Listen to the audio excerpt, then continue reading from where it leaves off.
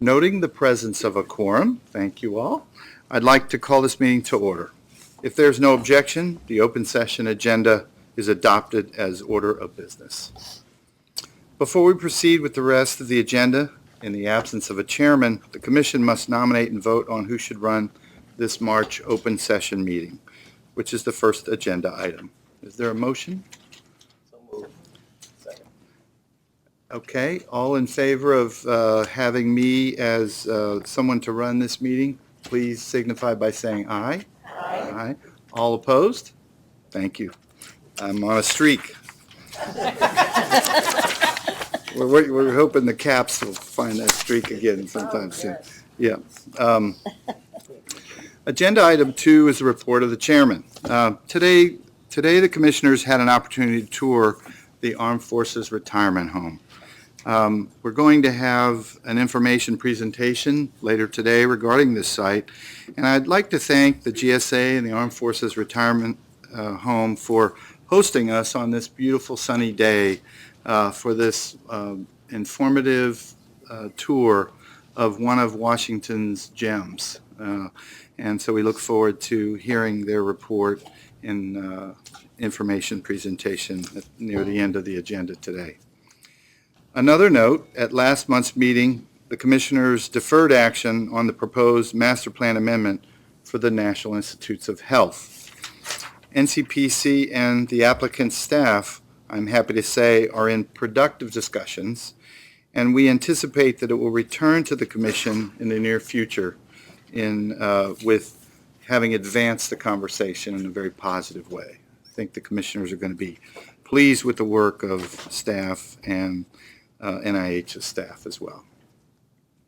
That concludes my report. Agenda item 3 is the report of the Executive Director, Mr.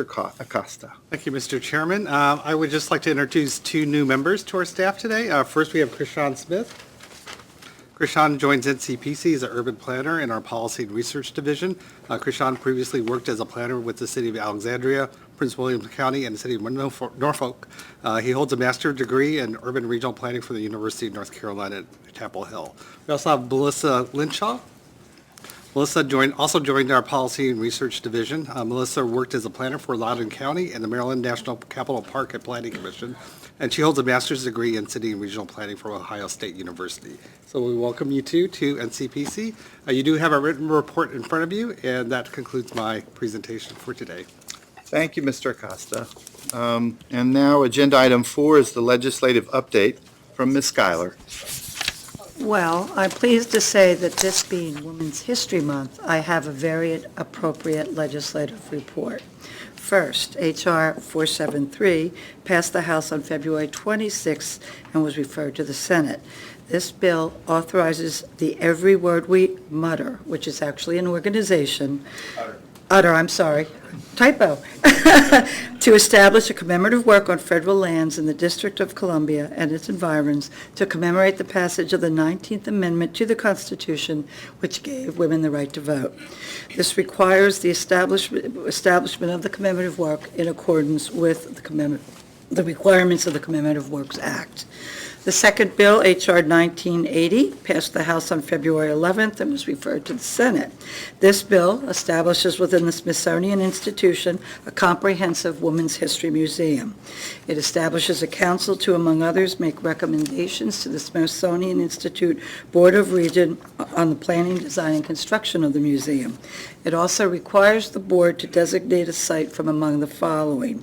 First, the site known as the South Monument Site, which is located on the National Mall and is bordered by 14th Street Northwest, Jefferson Drive Southwest, Raoul Wallenberg Place Southwest, and Independence Avenue Southwest. The second is what's called the Northwest Capitol Site, which is bordered by 3rd Street Northwest, Constitution Avenue Northwest, 1st Street Northwest, and Pennsylvania Avenue Northwest. Finally, they also may choose among any other appropriate site that the Board of Regents identifies in consultation with the Council.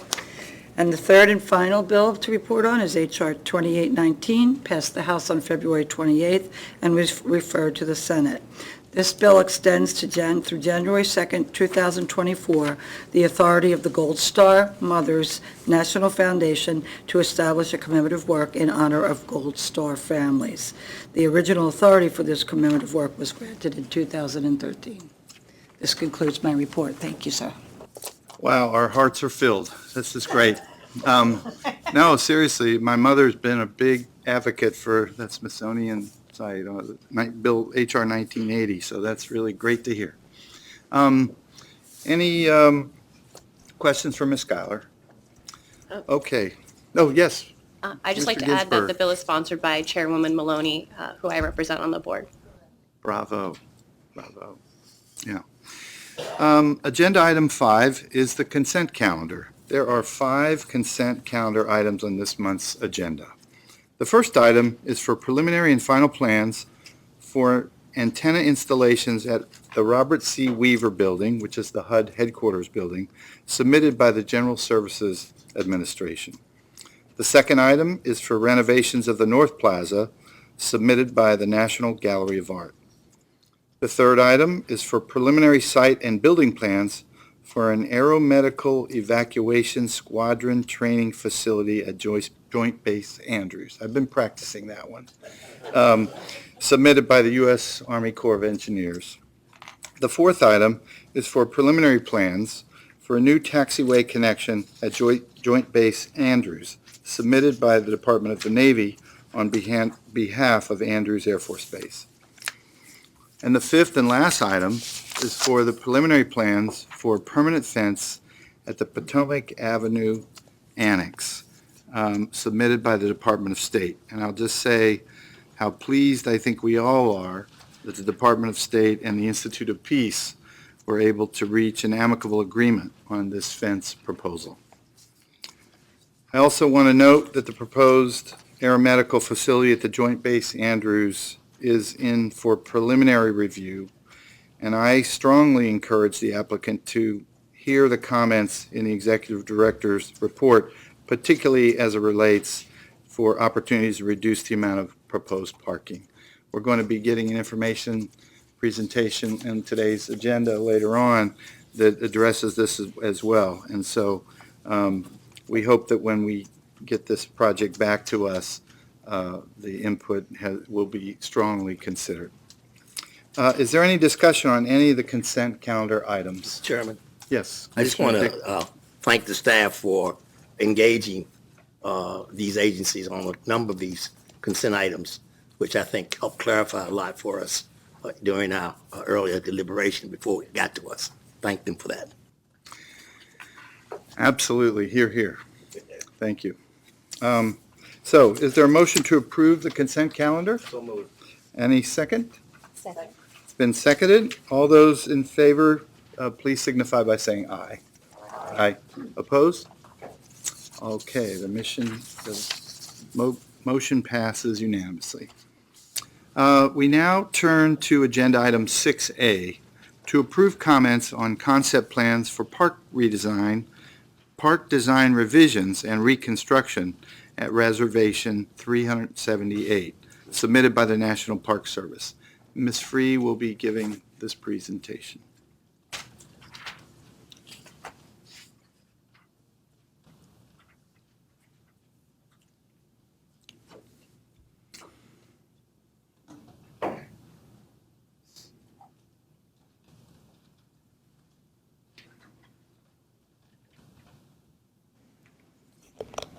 Good afternoon, Commissioners. The National Park Service, in coordination with the Federal Reserve Board, has submitted site and building plans for design revisions and reconstruction of the park at Reservation 378. This work is associated with the necessary repair and maintenance of the below-grade parking garages at the Federal Reserve's Martin Building. The project is a separate phase of the Martin Building modernization project, which is currently under construction, and also a separate phase from the proposed Federal Reserve expansion project that was recently reviewed by the Commission. Although the applicant requests approval of preliminary site and building plans, staff reviewed the submission as a concept plan due to outstanding information related to the historic significance of the Umi van Sweden designed landscape at Reservation 378. As a concept review, the Commission is reviewing the project for general consistency with the comprehensive plan, an understanding of the unique issues, and identification of items to be addressed prior to the next review. The Commission's comments during the concept review will assist staff in reviewing and providing comments on future project development. Reservation 378 is located on Virginia Avenue Northwest between C Street and 21st Street in Washington, D.C. The Federal Reserve Martin Building borders the reservation to the south, and 2 parking garages are located beneath the reservation, which serve Department of Interior and Federal Reserve employees. The north garage is accessed from 21st Street, and the east garage is accessed from C Street. Both garages are located entirely underground beneath Reservation 378, which is a public park with a fountain, seating, active and passive recreation areas, and mature trees originally designed by George Patton in 1971 and redesigned by Umi Van Sweden and Associates in 1979. Reservation 378 and Reservation 105, which abuts the site to the northwest, are both owned by the National Park Service and maintained by the Federal Reserve pursuant to an agreement between the 2 agencies. In order to perform the necessary maintenance and repair work to the garages, the park at Reservation 378 must be removed. The applicant intends to reinstall, rebuild, and/or replace the park elements following the maintenance and repair work, with some variations from the existing design. Before describing the design changes, I will first summarize the existing site characteristics and program and the features associated with the significance of the current design by Umi Van Sweden. The park at Reservation 378 is a well-used, valued public open space which contributes to the overall character of the park. Its open appearance is inviting to the public, who appreciate the availability of shade, lawn, and seating areas, especially as patrons of the food trucks who park along Virginia Avenue. The park offers active recreation opportunities and passive seating areas. Site photos show open views through the park from the surrounding streets and sidewalks, as well as plant beds and seating areas that surround an open lawn, generally flat central lawn. An existing garage entrance kiosk is currently located adjacent to the Martin Building, and the original fountain designed by George Patton anchors the park to the east, providing respite at the terminus of 20th Street and views of the Washington Monument. These existing features are also identified here in Plan View, including the garage entrance and egress kiosks, the open lawn, statues, plant beds, fountain, and a tennis court. As I mentioned previously, the applicant intends to reinstall, rebuild, and/or replace these elements at Reservation 378. While staff supports this intent, staff also requests a plan in the next submission that illustrates the existing features to be demolished, retained in place, reinstalled, and replaced to better understand the impacts this process will have on these and other individual park elements. The park design at Reservation 378 began with a site plan developed by George Patton in 1971, as shown in the image on the left. His design included a large open lawn surrounded by a formal evergreen plant palette and the original east fountain that exists today. In 1977, a series of harsh winter storms destroyed most of the evergreen plantings, and the Federal Reserve commissioned Umi Van Sweden to reimagine the garden and develop a more usable public space. In the image on the right, you can see Umi Van Sweden's proposed refinements to George Patton's original pathway configuration, which introduced seating areas surrounded by plant beds on the east and west sides of the central lawn. Umi Van Sweden also proposed a rich palette of ornamental grasses and perennials that emphasize seasonal interest, diversity of species, and variety of texture and light. This design was later coined the birth of the new American garden. Staff finds the composition of plant material integrated with the generally level plains and modest berms in the park demonstrate this hallmark style of Umi Van Sweden at Reservation 378. The Washington, D.C. State Historic Preservation Office has also recognized the significance of this landscape in the history of landscape architecture and design, and therefore requested completion of a National Register Determination of Eligibility form for the Umi Van Sweden design landscape at this site. The significance of any proposed changes to the existing design will be evaluated through the Historic Preservation Review process.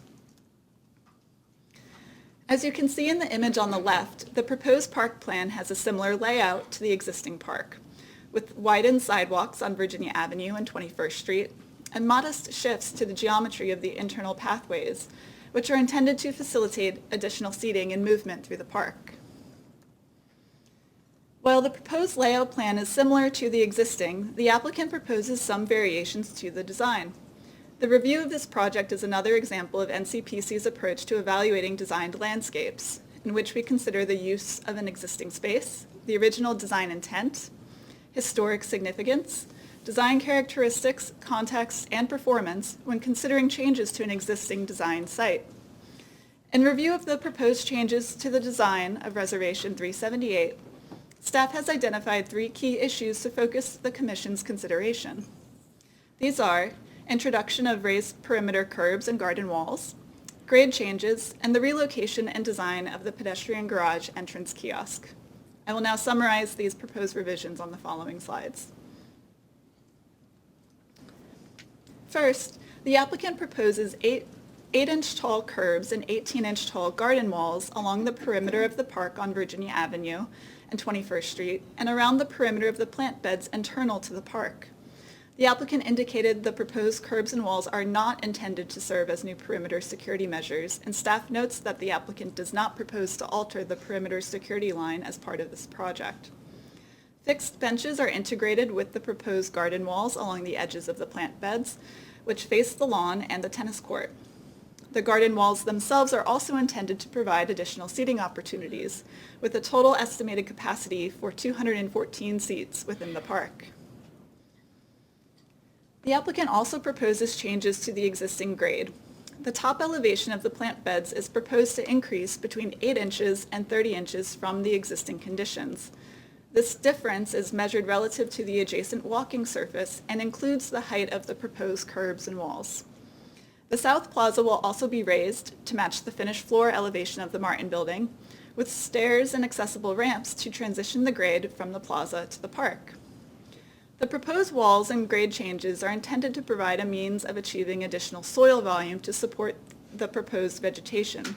Some of the existing trees have experienced stress and signs of decline due to the lack of necessary soil volume and compact spacing between the trees.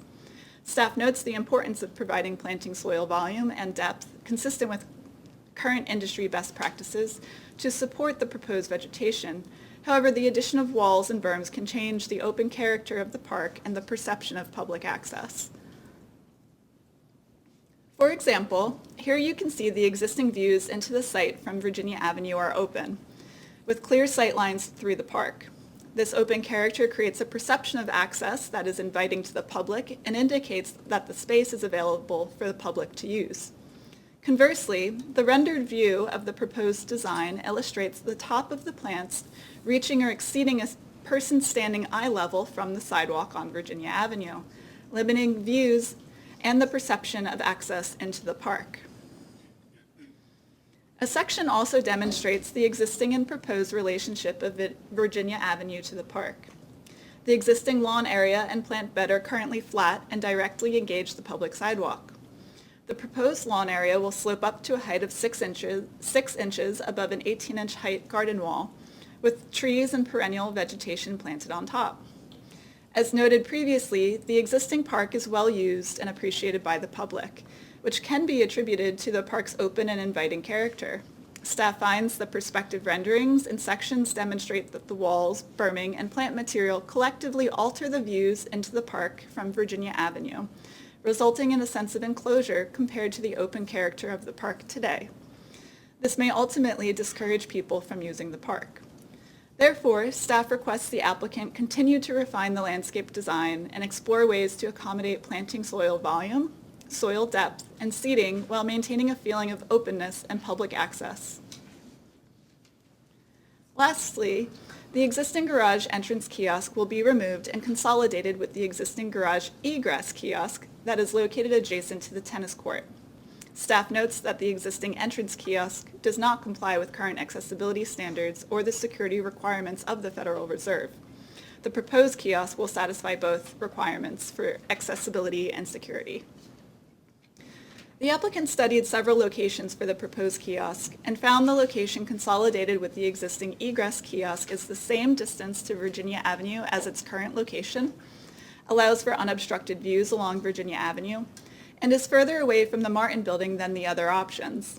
This location also orients the kiosk consistent with other structures on the site and positions it near other utilitarian uses. For these reasons, staff finds the proposed location of the garage entrance and security kiosk appropriate in relationship to Virginia Avenue, the Martin Building, and the park. The applicant studied the overall form, height, and footprint of the proposed kiosk building to minimize its visual and physical impacts on the site while accommodating the required program. As a result, the proposed kiosk building is comprised of two rectangular volumes that intersect, clad with glass and stone materials.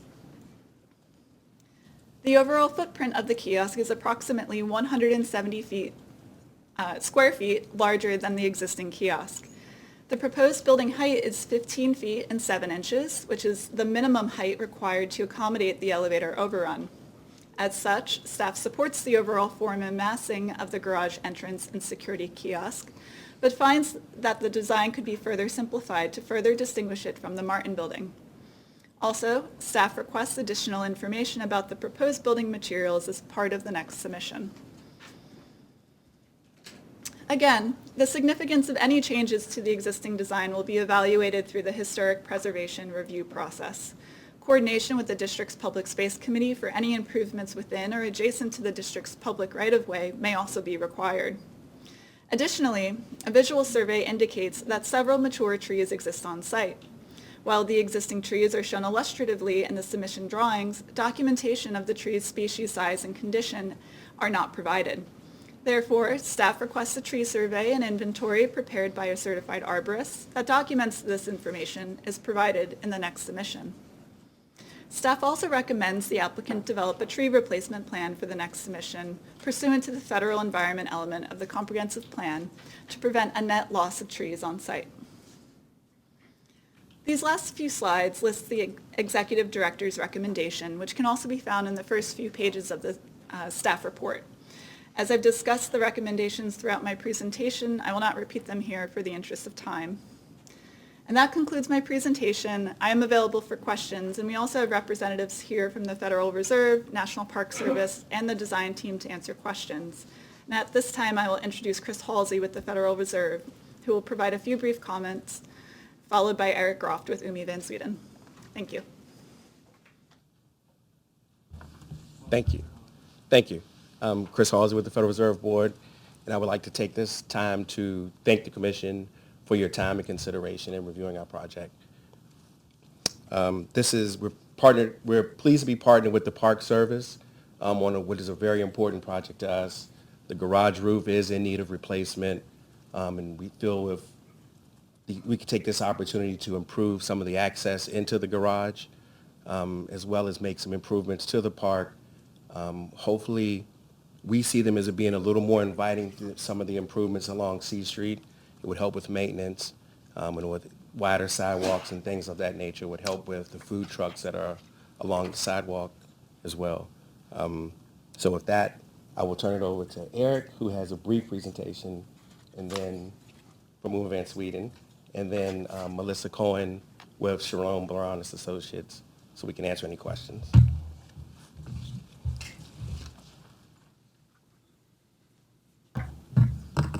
Hello, I'm Eric Groft, principal at Umi Van Sweden Associates Landscape Architects. And I just want to say how honored I am to be here today and continue the legacy of Umi Van Sweden with this very important landscape that really revolutionized the world of landscape architecture. It was this project that inspired me to become a landscape architect. And while a student at the University of Virginia, Warren Bird was my plant instructor, brought me here to show us this new revolutionary landscape. Nothing like this had ever been in the public realm anywhere in America, and it truly moved me. But I do remember getting back on the bus with my fellow students and asking them, Perennial means it comes back every year. Perennials really weren't part of the landscape architecture vocabulary before this was in. And now every public park, garden, and landscape includes American natives, perennials, and grasses to celebrate the seasons. It's part of our lexicon now, but it all really started right here. So I just wanted to kind of start with that little anecdote that this is a very important place in the world of landscape architecture, and it's been great to been working on this and kind of make it a landscape for the 21st century, as many components have changed over the years, such as the food trucks, such as global warming. So it's our chance to kind of update this from a functional and a aesthetic standpoint, using plants that we know are proven to succeed, and also techniques such as building up the soil mass and volume as much as possible so that these plants do have the opportunity to succeed. And what exists now along Virginia Avenue is a trampled, compacted landscape that's not only making it impossible for grass to grow, but also impossible, the trees along Virginia Avenue are suffering because of this accessibility and compaction. So we are adding a low 18-inch seat wall along Virginia Avenue to help contain the pedestrian traffic and also provide, the food trucks have become part of what makes this space so special. It draws people to this park. So the seat wall actually provides some seating, and we're also dramatically increasing the seating within the park itself as well. And I would also counter that please don't read this new perennial veil, if you will, along Virginia Avenue as a wall. There will be visual access into the park from along Virginia Avenue. It might have been depicted as this big thing that's blocking views, but as you can see in most of our landscapes, it's a very transparent veil. One of our goals for the redesign was to replace or actually increase the amount of perennial planting. We didn't want to have a decrease, and with widening of sidewalks to conform to new DC streetscape standards, we did lose some green space. So we wanted to replace that with planting. So thank you very much. Was anyone else presenting? No more Okay, thank you. presenters. All right, thank you. So let's open this up to the commission for discussion or questions. Commissioner May? Actually, Mr. Groff, do you mind? I have a question for you. So I happen to agree with you that the perennials are going to be a relatively thin veil, and the openness, the current openness of the park would be largely maintained. But I think one of the things that struck me about this, and particularly in the presentation, is that the perception that it is currently a very open space, or that it was designed to be really open, and you just sort of open to the sidewalk, is a bit off the mark. In other words, it's always been, because of the nature of the plantings, both the trees and the taller shrubs, the perennials, the whole combination made for sort of a refuge along the avenue. And that what's happening now, there may be an increase in the height of the soil, but that original concept of creating a refuge is very much part of what was the original design. Is that right? That's correct. And we've also widened the sidewalks that lead in off of Virginia Avenue to create gateways to invite people into the park. Right. So, okay, thank you. Thank you. I have just a question, maybe for Mr. Groff also. And could you pull up, please, Ms. Free, slide 3? Go back to your beginning. One of the things, it wasn't talked about at all, but I'm curious of how we're understanding this park relative to its neighbor. There's a park just across Virginia Avenue, just at the top of that circle. And I'm not that familiar with this part of the city that well, but how does the Triangle Park, just where the top of that circle, there we go. And maybe go to the next slide, because I think it blows it up a little bit. You kind of see a piece of it here. Just trying to understand the relationship of these two spaces and how they are perceived. And is that also a National Park Service park? Yeah. Do you have any comments or thoughts about that? There was never any design relationship between the two, both in the George Patton design and the early Uma van Sweden designs as well. They're accessible from the corners. I know from having parked on one side and trying to get to the other, you really don't want to encourage anybody passing except at the crosswalks, which are at the corners. Well, I was really just interested in how people experience these two spaces. I would, Yeah. in my personal Yes. opinion, separately. Separately. There's really no cohesive element that marries the two. Our park right now is fairly shady, whereas across the street there's more sense of open. There's not quite as the density of trees that have developed on our side. And will our park, since we're calling it our park, I'm going to stay with that.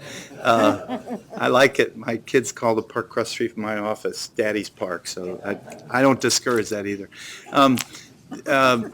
Is our park going to continue to have that shady senses? Well, I mean, it won't for a while. Yeah, a long while. Because, it's going to all be removed and all have to be new trees put back. But that happened back when Jim and Wolfgang first did this back in the late 70s, early 80s. Mm-hmm. But the planting plan with the trees that you're planting, will it put back eventually the shade that you just described as sort of the Absolutely. character of the space? That is our goal. Okay, great. Using some of the original palette, but also some new trees that we will be introducing due to current conditions and what we've learned over 40 years. Okay, great.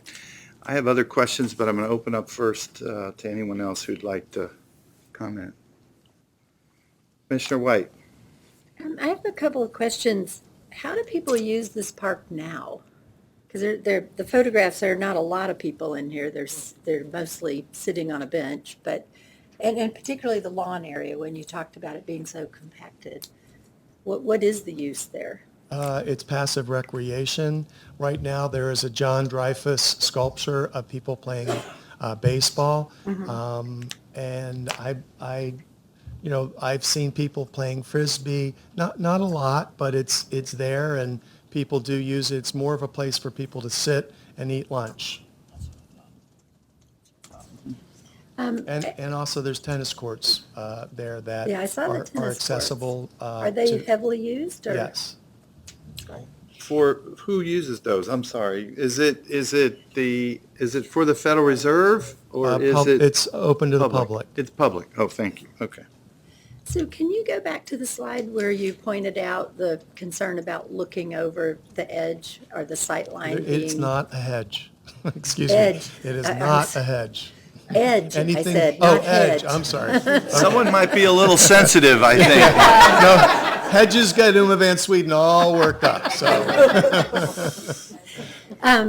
Because it is very different from this rendering in terms of the sense of an enclosed space. And I do appreciate that while you're in the park, you want to have a sense of separation from the street. I get that. But that is so radically different when you look at the existing views from Virginia and the welcomeness of the lawn. And it doesn't perceive to be a barrier. And I don't remember seeing one when I was there. But I would ask you to think a little bit when you say it's thinly veiled, that's still pretty high.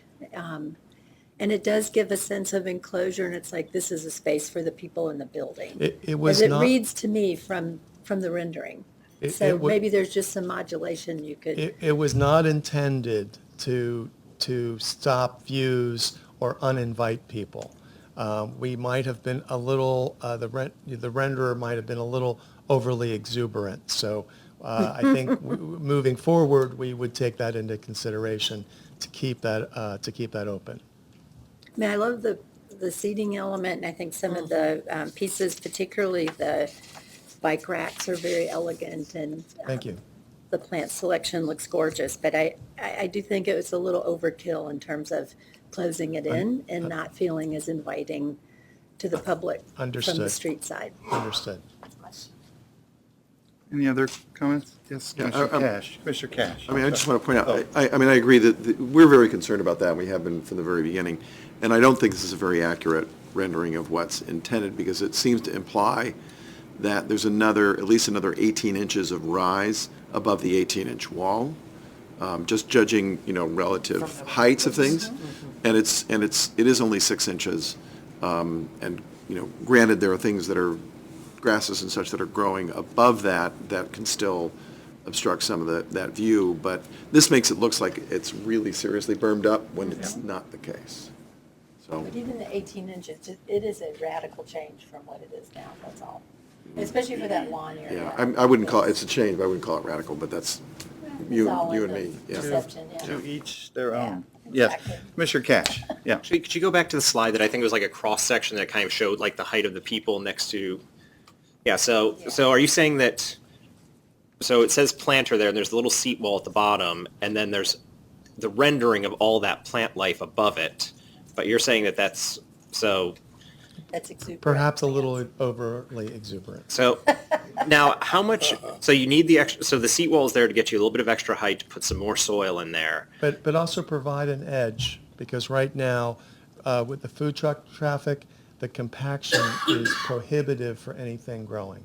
So, because one of my thoughts was that if you got rid of that edge or were able to lower the edge a little bit, could you get the extra height? Like, is that the minimum height you need to get enough soil in there, or is that a height that I now think comes because it's a sitting height? It seems to be the right height, and it also is a nice height for sitting as well. So, I see how the seating wall can be nice for the food trucks because it's right along there, but at the same time, it's kind of encouraging people just to sit on the edge and maybe not come into the park, which they might have otherwise done. So if you were to incorporate more seating elements like that in the park, and then I'm wondering if you could lower that a little bit and then just not quite bump it up quite so much, because right here, you're starting at that seating height, where maybe you This start a spot little is so lower. popular, it's my observation, that that's why we're increasing the seating inside the park.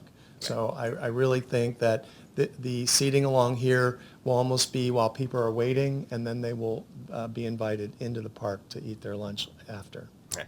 And my other question, going back to the tennis court, maybe I missed this a little bit. What would you say the utilization is like? Like, are there people in the spring and summer out there playing every day at lunchtime? And okay. Yes, sir. Actually, I was kind of tying into that also, because tennis court looks like it's a little hidden almost, like you don't want to know it's there. And I was curious how much it's used, and if there was any consideration of some other element that might get more use from a broader population in the programming.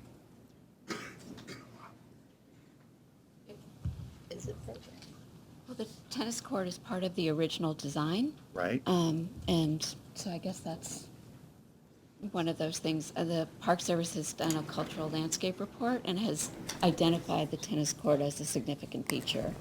So we were trying to retain all the elements that are currently there on site. And I would venture to say that the next closest public tennis court could be quite a distance away from here, and it is used by the public on a daily basis. Could you also identify yourself for the record, please? Thank you. Sure, I'm sorry, Melissa Cohen, thank you. And who are you with? I'm with Shalom Baranis Associates. Okay, thank you. Reconstruction. Thank you. There is also, I just want to say, there is some infrastructure, if you will, that's aligned with near the tennis court, the ventilation shafts that are associated with the tennis court that create kind of a separation of that area anyway.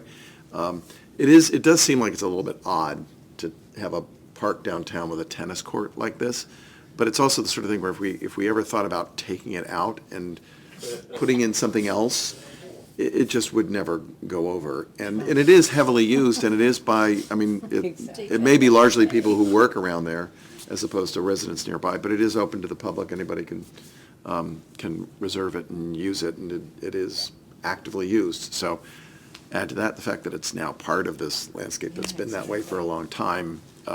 We never gave any thought to the notion that we would try to reclaim it for some other use. If it was not being used, we certainly would have been thinking about that. So I mean, we're happy enough to have those opportunities for active recreation in an area where there just aren't that many. All right. Commissioner White. I'm just curious, you made me think about this with your description of the food trucks. Is the wall the primary, or are the food trucks driving the decision to put the perimeter wall? And then it made me think about, why is the compaction there? Because people are lining up and gathering for the food trucks and they're spilling over. So is that sidewalk wide enough to have We are the food wide. trucks and the traffic and not be confined by the wall? We are widening the sidewalk to conform to new DC standards. We thought it not only it was it provided an urban edge and a place for people to sit. It controls the multi-purpose. It controls the people encroaching on it, and it also provides us a way to raise the soil up to give us a little more soil volume for planting.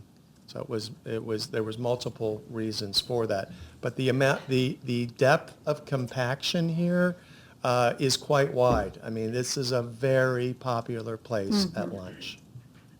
So where do the food trucks line up? Right All along, the whole The way. entire site? Along the whole park. Wow. Thank you. So while we have this, I had a question about the 8-inch curb. So is that what I'm staring at on the street edge? Not Or on- which curb not are we along this- talking about? The lawn and planting areas on the interior of the park. Okay, so everything will be elevated from the sidewalk once you're even in the sanctum of the park. Right. Yeah. But that 8-inch curbing is a very traditional Washingtonian landscape element in most landscapes. But not in this one today. Not consistently in this one. It does exist, but we're adding a little bit of consistency. Yeah. Again, I think I really want you to hear some of the questions coming from the commission, because there is concern about what the goals are of this redesign of this park. And it does, you heard Commissioner White, and I think I feel the same way. There's a concern that we might want to keep people out, that the food truck population, you stay over there, but don't come over here. I think I understand the 18-inch garden wall more than I understand the 8-inch curb, actually, because now I'm in the park, and now I have to go up and down to get, if I'm on the sidewalk and I want to go onto the grass, am I stepping up on an 8-inch curb? Yes. Okay, so that's up and down, that's 8 inches. So I feel as though there's and that doesn't seem to be needed in order to provide the extra soil volume, since we don't need it where the sidewalks are. Just be reminded that there is a roof right underneath there. Yes, So sir. even I'm- lawn needs a good 12 to 18 inches. I'm pretty familiar with, I read the report, I do remember that. But I just feel like you need to hear this commission, okay? And I'm afraid that I'm sensing a little bit of defensiveness coming from your presentation. I think, I frankly like several things about this design. I like that the sidewalks, as you enter off of the sidewalk parallel to Virginia Avenue, as they do open up the plan better than the current. So there is an attempt to, I don't know if you can go to the overlay where you had the previous and the new, or is that what that was, just we were looking at? Yeah. In our thing, we have one that shows both side by side, or one overlay. That illustration's done in this Yeah. presentation. So I did study it, and I think that the current circulation plan is good. The lines are cleaner. It seems like it does invite you in, but at the same time, once you're in, I'm trying to just process all these kind of, I'll just say barriers to get to the green, which this looks like a lovely, lovely urban park, and I'm sure it will be lovely, but we hope it'll be open to and inviting to everybody who comes to the park. Understood. I do think that's the word that I feel like barrier or constraint, slightly constrained, like where you're supposed to walk. And also it feels like a trip hazard, but that's just me personally. But an 8-inch curb, unless it's needed for the soil, I'm not quite understanding why it's there. But that's just how I would think of experiencing the space. Any other comments or questions? To answer, could you say, I know you already did, but could you say a little bit more to answer that question about the 8-inch curb? It was really to increase the soil. The soil Okay. depth there was never intended to be a barrier. And I would want to reinstate that this condition exists in a lot of the federal parks around town. I mean, we didn't dream this up. We're not wed to this. If it's felt that, if that was deleted, we're not going to lose any sleep over it. I think it adds an elegance to the park, and it kind of makes the lawn even that much more important in a way. It raises it up a little bit, but that's my personal opinion. Yeah, I guess if you have any mobility issues, it's a barrier. So that's what I would ask you to think about. Okay. Unless it's truly That's fair. needed. That's fair. To be able to go from the sidewalk right onto the lawn is a sense of freedom for anybody who has mobility issues. And I have some myself. That's why I'm a little sensitive to it. So I think that's what I'm trying to get across, is you think that through. I mean, yes, aesthetically, could be quite beautiful and finishes the edge and raises it up, all that stuff. But if people use this park, I think it should be as free from barriers as possible. Okay. I guess that's my message to you. Thank you. Thanks. Yes, Commissioner Cash. Do we have one of the slides that has a rendering of the curb here? Because there's none where I've really seen it clear. I mean, I've read the description. So, and maybe Mr. May can help me here, because I'm picturing for the Franklin Park, which we've done a lot of work on and I walk by every day, it's that same kind of 8-inch curb where you're walking on the sidewalk and then there's a bump up to get onto the grass. But whenever there's a sidewalk that then goes into the park, there's like a curb cut there, but then within a couple of inches within the park, there is no curb anymore. So are you proposing curb on all the interior sidewalks or just along the Virginia and 21st? So if it's to get the soil up, are you going to kind of bring the sidewalk up to the same level as the rest of the lawn, or is there going to be curb when you're walking in? So right now you walk into Franklin Park, there's the curb all the way around the perimeter of the site, and you walk into a sidewalk where there's a little curb cut, and within a couple of feet, I don't believe that the sidewalk is at the same level of the lawn around it. So is that what's going to happen here? Are we going to have curb all along the perimeter of all the sidewalk? Right now, it's all along the lawn. Because I think that could maybe be, if you're trying to get the volume, then maybe you just have the curb along Virginia, which then also discourages, well, you'll have the seat wall along a lot of there. Yeah, But there's no curving along the perimeter. It's all on the interior. Right. So if you just need it for the height, I'm not sure why you can't just then bring up the level of the sidewalks too, so that you get your volume, but then you just raise the sidewalks up so you're all flat within there. Because Franklin Parks, like I said, I walk there every day. I think we'll definitely take this into consideration. Okay. Right. I do think, the rolled curb, the 8-inch rolled curb, is just about everywhere. It is, I think, unusual for it to be on an interior like this. It's usually, you can walk off the sidewalk onto the grass. But we have them in a lot of different circumstances in a lot of different ways across the city. And traditionally, reservations had that. Even the smallest ones had that as a little bit of separation.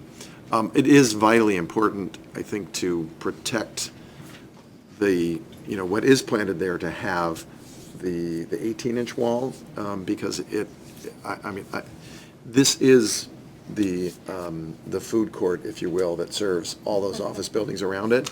And believe me, main interior building is right there, and even though they've got a new food service inside, it is way, way better going outside and going to the food trucks, and it is just jam-packed all the time whenever I go there. And people go out into the park, into that park, into Reservation 105 at the corner to eat their lunch on nice days.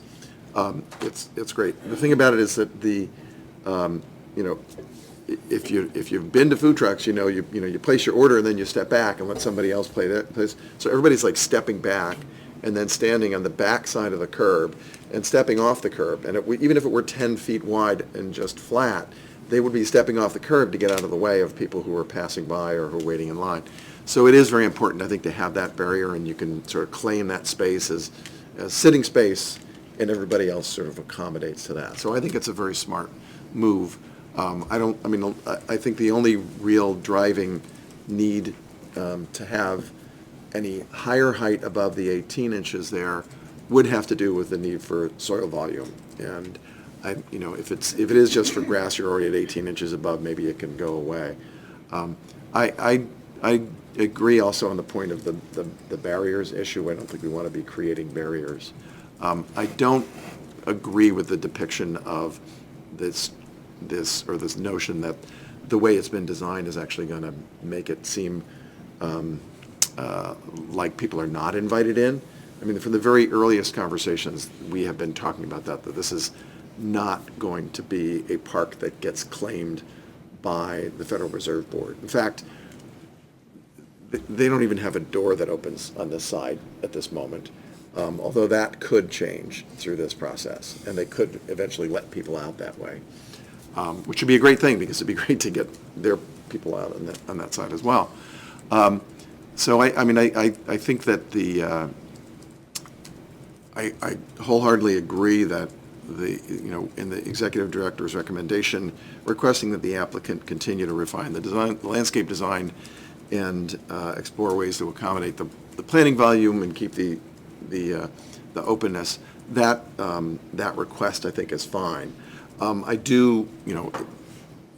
would say that I don't agree with the finding that the renderings, I guess maybe technically the renderings do show it being closed up. Maybe that isn't it. It's just about the renderings there. It's not about the actual design. All right, so I'll withdraw that quibble, because I think this is inaccurate, and I think the one on the left is not accurate either, because it doesn't show everything in full leaf. It's not, that's and it doesn't show the people that will be there. So I'm not sure when that was taken, what time of year that was taken, but it doesn't look anything like what I see it. The park has kind of, because this project has been coming up, I think and there's a lot of construction happening there now, Yeah. and I think it's a fairly recent photograph. The park is suffering. It's not as exuberant as it had been just 5, 10, 15 years ago, certainly. Yeah. Just need some fine tuning. Commissioner May, I agree. I think that we can only judge by what is being presented here. And so our sensitivities about this inviting nature, welcoming nature of what we're seeing is, and I think that's what staff is commenting on in terms of the EDR. And I think that as I said earlier, I'm less troubled by the 18-inch seating wall or garden wall than I am about the 8-inch curb. And I do understand this is a tradition in Washington parks. I get it. I've seen it. I've appreciated it. I think this is a unique situation in the sense that we're rebuilding a park that's on top of a parking garage, which is not the same as Franklin or some of these other parks. And so we have to see that for what it is as well. So you came here asking for our comments. Maybe you didn't want to hear them, but I'm glad that you've asked, and I think we appreciate that. We look forward to your further refinements. Yeah, and I Commissioner have to White. say that even if it is a tradition that that curb exists, that was long before the heightened sensitivity around mobility. I just have to say that. So I love the tradition and the aesthetic of it, but I would think carefully about barriers for mobility. I think that's really important to be said again. And I think that if we ever include the rolled curb, we're not trying to keep people off the grass with that, and we would always be looking for ways to make it accessible. So even if this went forward, we probably wind up wanting to have some area where you can walk out onto the grass, even if the design solution really needs that height. We'd want to make it so that people can walk onto it. Or roll. Well, the thing about grass is that grass is not considered an accessible surface, but yeah, That's all. that's true. I just want to say that, in the design work that my firm does, we wish that our design intent always is executed and it's always successful. And sometimes it is, most of the time it is, but sometimes it isn't. And I appreciate your sentiments about intent. But I think what we're trying to also express is some concern about that intent that we ought to just consider. Okay, Hold on. Commissioner Wright. Are we, She's been saving up. No, I actually just wanted to know if we were going to move to the garage kiosk part of our program. Well, please go right Nobody ahead. have anything to say about this? No. I'm talked out on that one. I've been Right talking ahead. about that one for a Please year. step in. Well, I mean, it feels big to me. So are we going to talk about this? It feels big in terms of height. Scale. Scale. Yeah, I mean, so I guess I'm not clear on, is it as small as you can get it? We've been looking at making it as small as possible. and Well, that's what I figured. That's why I'm we'll asking continue it this look. way I to mean, save time. Thank you. So we've, brought it down as made it as small as possible to get all of the security requirements That's in there. what I figured. And in terms of height, the biggest determining factors is the overhead that's needed for the elevators. So. We've been pushing very hard to reduce the height of it and to, the design has evolved quite a bit to make it feel a little bit more comfortable within the park. Yeah. Because some of the earlier versions were not only a little bit larger, they felt very massive and heavy. So Yeah, I this is mean, lighter. it feels light and fluffy, but it feels better than the renderings I've seen before. That's why I asked the question. I'm assuming that it's as small as you can get it based on the program. Correct. So, I mean, I don't know how to make it look smaller, but We'll continue I to think look the at material details. choices are good and the details from good. It just feels a little big still. Maybe we could shrink wrap the people. I like where they put it. Yeah. And I think it's very handsome. Yeah, I do too. Sort of tucked in and kind of invisible. I do too. That's why I've asked a very pointed question, and that's a good answer, so that it can't get smaller. And I don't know what I would do if I wanted to lighten it up. I can't. I'm all out of ideas. So it's very helpful, right?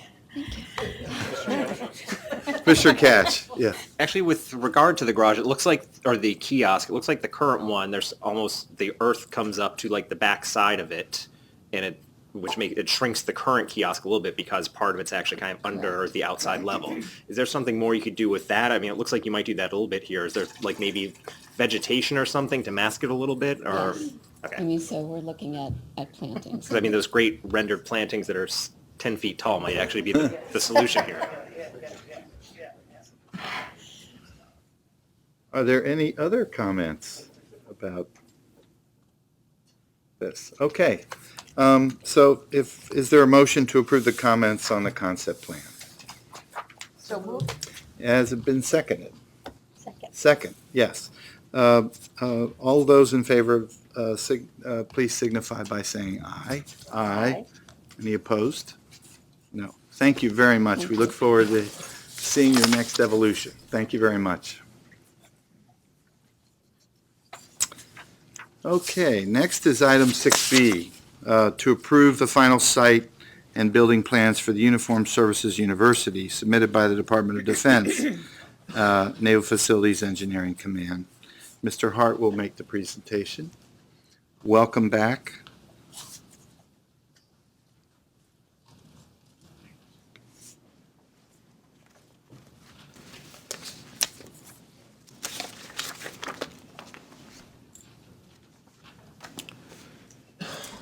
Good afternoon, members of the Commission. The Department of the Navy submitted final site and building plans for a new education and research building for the Uniformed Services University of the Health Sciences at the Naval Support Activity Bethesda campus in Bethesda, Maryland. As you may recall, the Commission reviewed and approved the concept and preliminary designs back in 2018. The Commission also deferred action on the revised preliminary design last year in June. This was deferred so that the Navy could address a few concerns centered on the main entrance plaza and the northwest stair. Just as a little refresher, the Commission's focus when reviewing final designs is whether the applicant has addressed the issues raised during the preliminary review. Also, as a refresher, this is an image just showing the location of the NSA, the Naval Support Activity Bethesda campus, which is located across Rockville Pike from the National Institute of Health in Bethesda. Here is the Medical Center Metro Rail Station is located west of the Naval Support Activity Bethesda campus. Pedestrian and shuttle access is provided to the proposed building via South Palmer Road, and that's highlighted here on the image in this dotted line. So the Commission decided to defer action on the revised preliminary design due to a few unresolved issues. The main concern that the Commission raised was around the lack of landscaping, the scarcity of landscaping on the main entry plaza. A secondary issue was the location and design of the northwest stair. I'll focus on these during this presentation and the Navy's response to these issues. In addressing the first issue, improvements to the main plaza, the Navy has included a detailed site plan of the campus with a proposed education and research building and surrounding landscape included. You can see the final design of the main plaza in the new landscape elements. This is the main building, and then the landscaping that's here. There are 39 new trees, 71 shrubs, and approximately 8,600 ground cover plants that are proposed as part of this final design. I'll also point out that that there is a new vehicular drop-off area, and I am pointing this out here by this star so that you'll note that it's actually in several of the plans to help orient you with the plans. So in June 2019, the preliminary design was submitted to or presented to the Commission, and it's shown here with the landscaping, which included 9 understory trees and 8 shrubs, as well as ground cover, which would be located in planters. Several of the commissioners, several of you noted that this was a fairly sparse landscape and not really appropriate for this building, which is located on a tree-filled campus for members of the military and civilians. So we get to the final design, which is shown here. Again, this is oriented a little bit odd. The right-hand side of the slide is actually north, and this is the proposed education and research building. Again, there's this pull-off area to the left-hand portion of the slide. So the final design will feature groups of benches, which I've highlighted or circled here, some tables with umbrellas, several groupings of them here, and then there are several work tables which are kind of like picnic tables with benches located here. And again, there are these addition of planters and trees and shrubs and other landscaping. The Navy notes that the need to maintain an area for emergency vehicle access, 20-foot wide access area, was part of the rationale for having this part of this plaza open, as well as some below-grade laboratory space, as well as other underground structures, which limit the locations where it was able to add landscaping on the plaza. And as you notice, the area that is not within, that doesn't have structure underneath it is really to the south, close to where that the pull-off area is. So the next few slides are perspective renderings, and I'll compare the preliminary design with the final design. This is a view of the preliminary design looking towards the northeast from South Palmer Road. South Palmer is actually here. And this is, of course, the proposed building. And I'll note that there is a stair, kind of a somewhat monumental stair that was on the southern portion or southern part of the building. And this is the final design, and you can tell the Navy has added a significant amount of planting in response to the Commission's comments. And you'll also see the stair actually has some trees more around it. It also now incorporates terrace planters, making them more pedestrian and narrowed the stairs, making them more pedestrian in scale and softening the edge. Moving eastward, we have a view of the preliminary design of the main plaza looking due north. Again, fairly sparse looking, and this is dramatic. So there's the Navy's response to the Commission's concerns shown here. This new drop-off area would include 4 canopy trees. They're actually a little shorter than, I think they're fairly young right now. And these trees, as I noted earlier, can be placed here because there is no underground structure beneath it. The Navy also is proposing shrubs and understory trees for the plaza since there are underground structures in those locations. And as you can see, the final planting scheme helps focus the view from the street towards the main entrance of the building, which is here.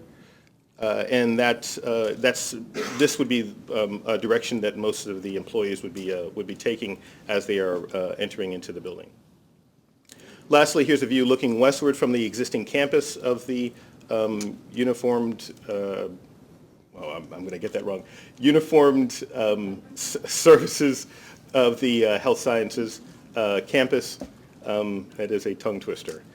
So the Navy's response to the Commission's comments is shown in this image. Again, looking towards the new education and research building. It incorporates understory trees and ground cover within planters, as you see here on the kind of right-hand side of the slide and left-hand side of the slide. I'll also note that the design now includes community spaces. There are some tables with umbrellas, which are shown here, places for people to kind of sit and just talk and discuss business. There are some benches and work tables which are not shown in this image, but those were some of the things that they've included in the design. Secondary issue was regarding the northwest stair, which is circled here in the upper left-hand portion of the slide. And several commissioners asked whether or not this could be located within the building. And before I describe the new design, I'll note that there are several primary ways pedestrians will access the building. Of course, there will be some people that are driving and they're coming up through the building. But as they're walking, the medical center Metro Rail station is to the west, so they would be able to enter into the building from the west or east. The northwest stair is primarily not a primary entrance for the building. A few facts about this northwest stair. These stairs are necessary for emergency egress out of the building from the plaza, not intended to be used by employees as it is not, but used by many employees as it is not the direction many employees are arriving at the site. And however, it does allow employees to access a nearby parking lot, which is actually north of the building, as well as walking trails, which are also north of the building. And that's one of the ways that they can access that. The Navy conducted several studies looking at alternative locations before and after the meeting last June, and confirmed that the preferred location is the best one because the other alternatives would impact the parking garage, the interior layout of the building, or nearby stormwater management site. So as this was the preferred location, the Navy explored ways to improve the preliminary design, and that final design is shown here. They have incorporated planters in the top of the stairs to introduce some green along the top portion of the stairs. Stepped the wall, which is this wall here, down in relationship to the stairs to help bring that scale down. Added a green wall and plantings next to them, again to help soften that edge.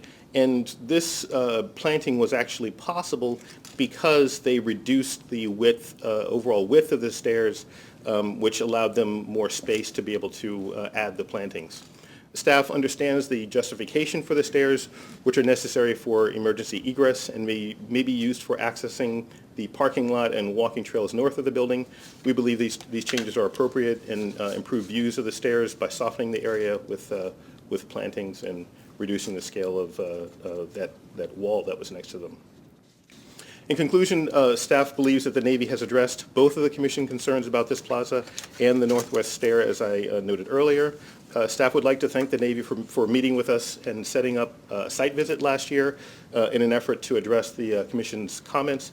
And overall, we are pleased with the results. And therefore, it is the Executive Director's recommendation that the Commission approve this final site and building plans for the Education and Research Building at the Naval Support Activity Bethesda. Note that the Navy has responded to the Commission's June 2019 comments regarding the plaza and improving the northwest stairs.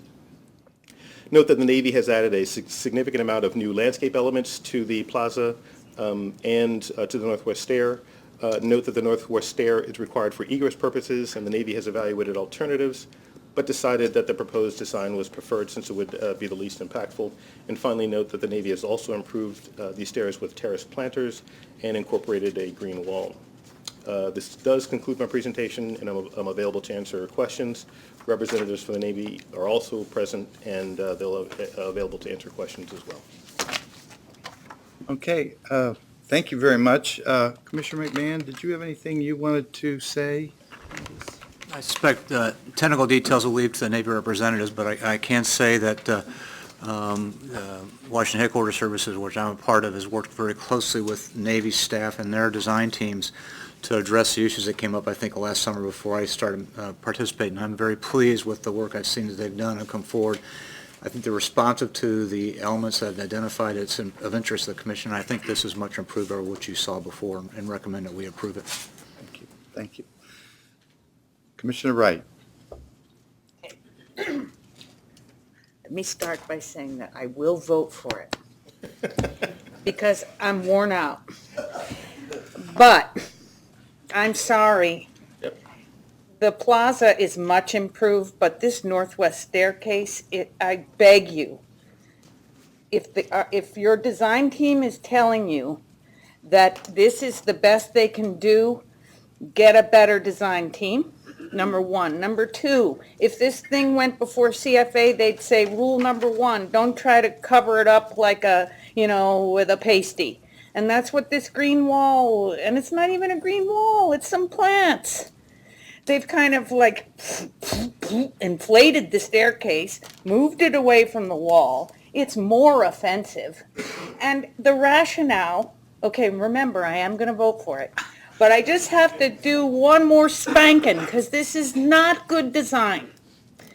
And it's taxpayer money going for this stuff. And if the design team is saying, well, hey, don't worry about it because no one really is going to use it and it's just a utilitarian stair, then make it one. if I had been the client, I would have said, okay, well then go back and make it a utilitarian stair and make it go away. But instead they made it bigger and covered it with some green. And I just hope that in the future that we have higher standards, because it took so much fighting to get to this. And we shouldn't have to fight so hard for average. Okay, I am now getting off my soapbox. I will vote for it, but I hope that we don't have this kind of brawling that takes 3 goes at it to get something that's acceptable. Who wants to follow? So moved. I'll go next. Commissioner May. I will also vote for it. Yeah. And I share some of the concern. I mean, again, that the stair is really not great. It is an odd circumstance. And there's something having to do with the way everything is laid out. The plan that forces this circumstance just makes it so problematic. But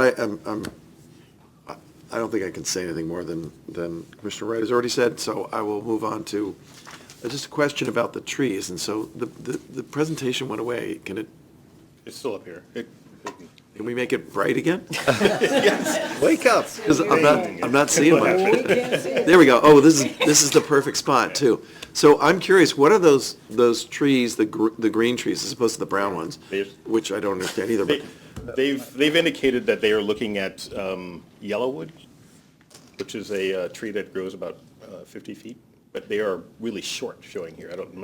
yeah, I mean, that was my one thought about this, is that you're limited to short ornamental trees that are going to be planted in planters on structure on the plaza. The welcoming trees there should be canopy trees. And I think that these are actually supposed to be. Seeing as we had a conversation, or you just listened to the conversation at the last time, I think this may be a rendering issue with this. But I do, the trees themselves, I was not necessarily familiar with yellowwood, but in looking at it, they are 50 feet tall and about 50 feet, they can grow up to 50 feet wide. Yeah. So they are larger trees than show here, but these are actually much smaller. Our approval is not specific. The 2 that are, the 4 that are here, these 4 green ones here, hold on a second. No, yellow wood though. Oh, the wood. Yeah. You'd have to So cut it's it the in. trees that are here, these trees, the green ones. The brown trees are serviceberry, if I recall. So these are showing like they are a little shorter, I think, than they will eventually get. I think they'll get up more up to here, but that's. Yeah. I mean, that's the one thing. I mean, those should be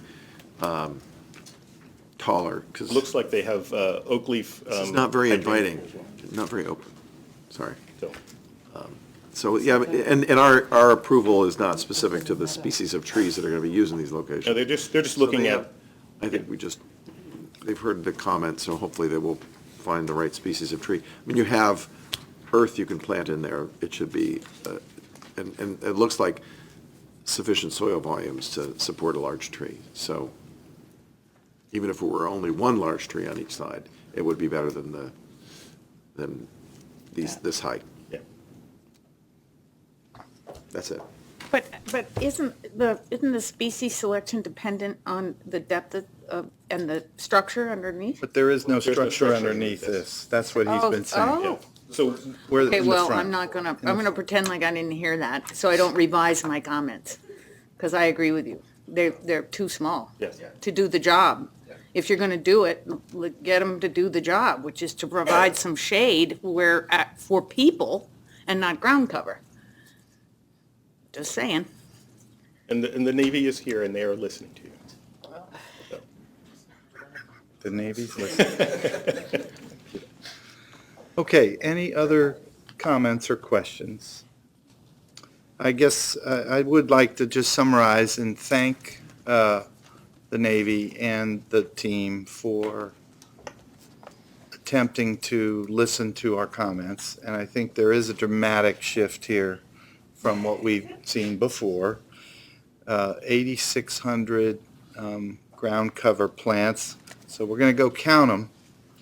It better not be 8,599, it better be 8,600. No, but I think the intent, again, we talk about intent, and this is a dramatic improvement. I gave up on the stairway long ago, so I'd like to ask if there's a motion to approve the EDR. So moved. Is there a second? Second. It's been seconded. All those in favor of approval, please signify by saying aye. Aye. Any opposed? No. Thank you. We appreciate the work, and good luck. We can't wait to see a beautiful building here. Thank you. Aye, if I must. Okay, we now have two information presentations to follow. The first is an update regarding the Armed Forces Retirement Home Redevelopment. Again, today, the commissioners had a tremendous opportunity to visit the beautiful campus of the Armed Forces Retirement Home, which was very helpful in better understanding the site and the surrounding context. And we'll start with Ms. Herr to walk us through, give us an overview. Yes, good afternoon, Mr. Chairman and members of the Commission. Today I'll be giving a brief overview of the Armed Forces Retirement Home, or AFRH site, a snapshot of the federal interest, and highlights of the approved master plan and upcoming master plan update. The General Service Administration is also here to provide a broader overview of the home and the redevelopment project.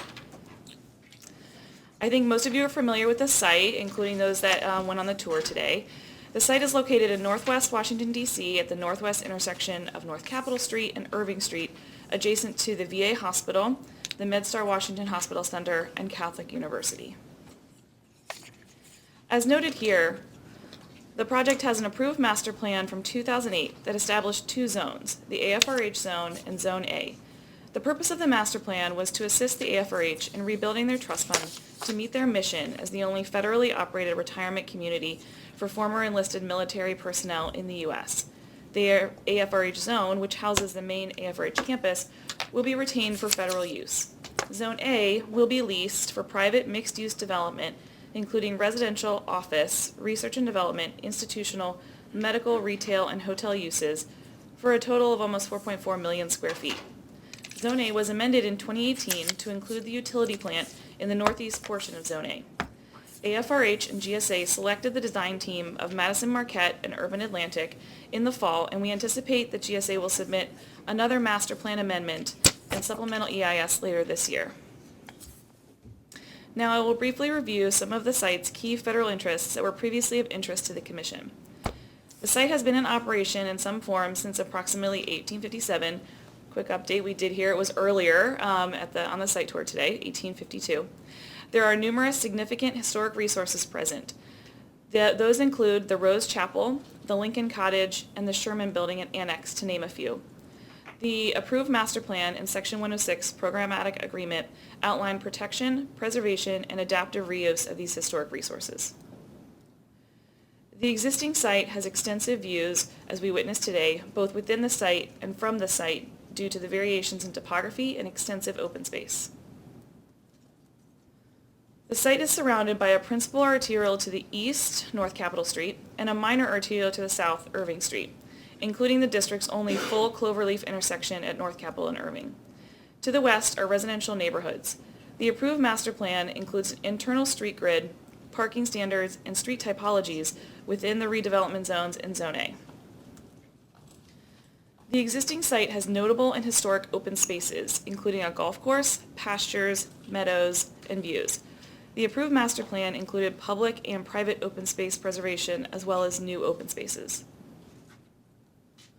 Since the Commission approved the first master plan amendment in 2018, GSA has awarded the contract for redevelopment of Zone A to the team of Madison Urban. GSA, along with the design team, will be submitting a new master plan amendment to address minor changes in the design later this year. With that, I'm going to turn it over to Tim Scheckler at GSA, who will walk you through the AFRH and the project. Thank you. Thank you. I don't think I need to present much more. pretty much an overview of what I'm going to cover. Again, my name is Tim Scheckler with the General Services Administration. I've been GSA's lead for assisting the home in this project over the last few years. I have three real goals today, some of which we've covered a little bit already. Is first, just Can you stand a little closer to the mic? oh, It's sure. hard to hear you. I apologize. I apologize for my voice. I'm a little bit of a head cold. So, all right, I'll try to lean forward like that. So I think I have three goals today. And again, it's good to see the commissioners that were able to join us this morning. It's good to see you again, and we appreciate you coming out to the site. So I think my goals today are threefold. One is to reacquaint the commission with AFRH and the AFRH site since we originally came forth back in 2006, 2007. Most of the commission there's new members of the commission. To talk about just review the background a little bit in terms of the planning process and some of the challenges and considerations of the master plan and how we got to this point. And then as Ms. Herr said, talk about a little bit about next steps and where we envision going and timing. One quick thing I just wanted, for newer members of the commission, I want to make clear, AFRH is the landholding agency here, and they are the project decision maker. GSA is acting in an advisory role, essentially as a real estate advisor, so it may be a little different than projects that you're used to seeing, where it's a GSA-owned property or a GSA-led project. Again, we're acting as an advisory capability here. So as was mentioned, AFRH is a retirement home for enlisted military. It was started in the 1850s. The home, actually, the AFRH corporate entity operates two homes, one in Gulfport, Mississippi, one here in Washington. The Washington home can house up to about 550 residents. And there's a new leadership team in place with the CEO, Major General Stephen Rippey, Chief Operating Officer Jim Branham, and Deputy Chief Officer John Riscazzi. A little bit on the campus. The entire campus is a historic district. There's also a national landmark around the Lincoln's Cottage and on the site. The campus once was as large as 515 acres. It actually went as far south as Michigan Avenue at one time. Currently, it's 272 acres. There have been a number of large tracts that have been disposed of out of the home. And what the home has identified now is about an 80-acre parcel in the southeast corner that's an opportunity for mixed use, to outlease for mixed-use development to create revenue for the home. Which gets you to the obvious question, why is the home doing this? As was mentioned, the home actually operates off a trust fund. It historically has not gotten appropriations, so it runs essentially off the money. There's a number of income sources, including a monthly withhold, fines and forfeitures from enlisted folks, and resident fees that they pay on a sliding scale. The upshot is certain revenues have declined, and the home has been running a deficit, forcing DOD and OMB and Congress to kick in money the last few years. There's been a very clear message that that can't continue, and they need the home to get essentially their fiscal house in order. A number of challenges are presenting itself in terms of they have over $135 million in deferred maintenance, and they have ongoing capital needs as they need to renovate their aging facilities looking into the future. So there's a kind of a four-pronged strategy that the home has to address that.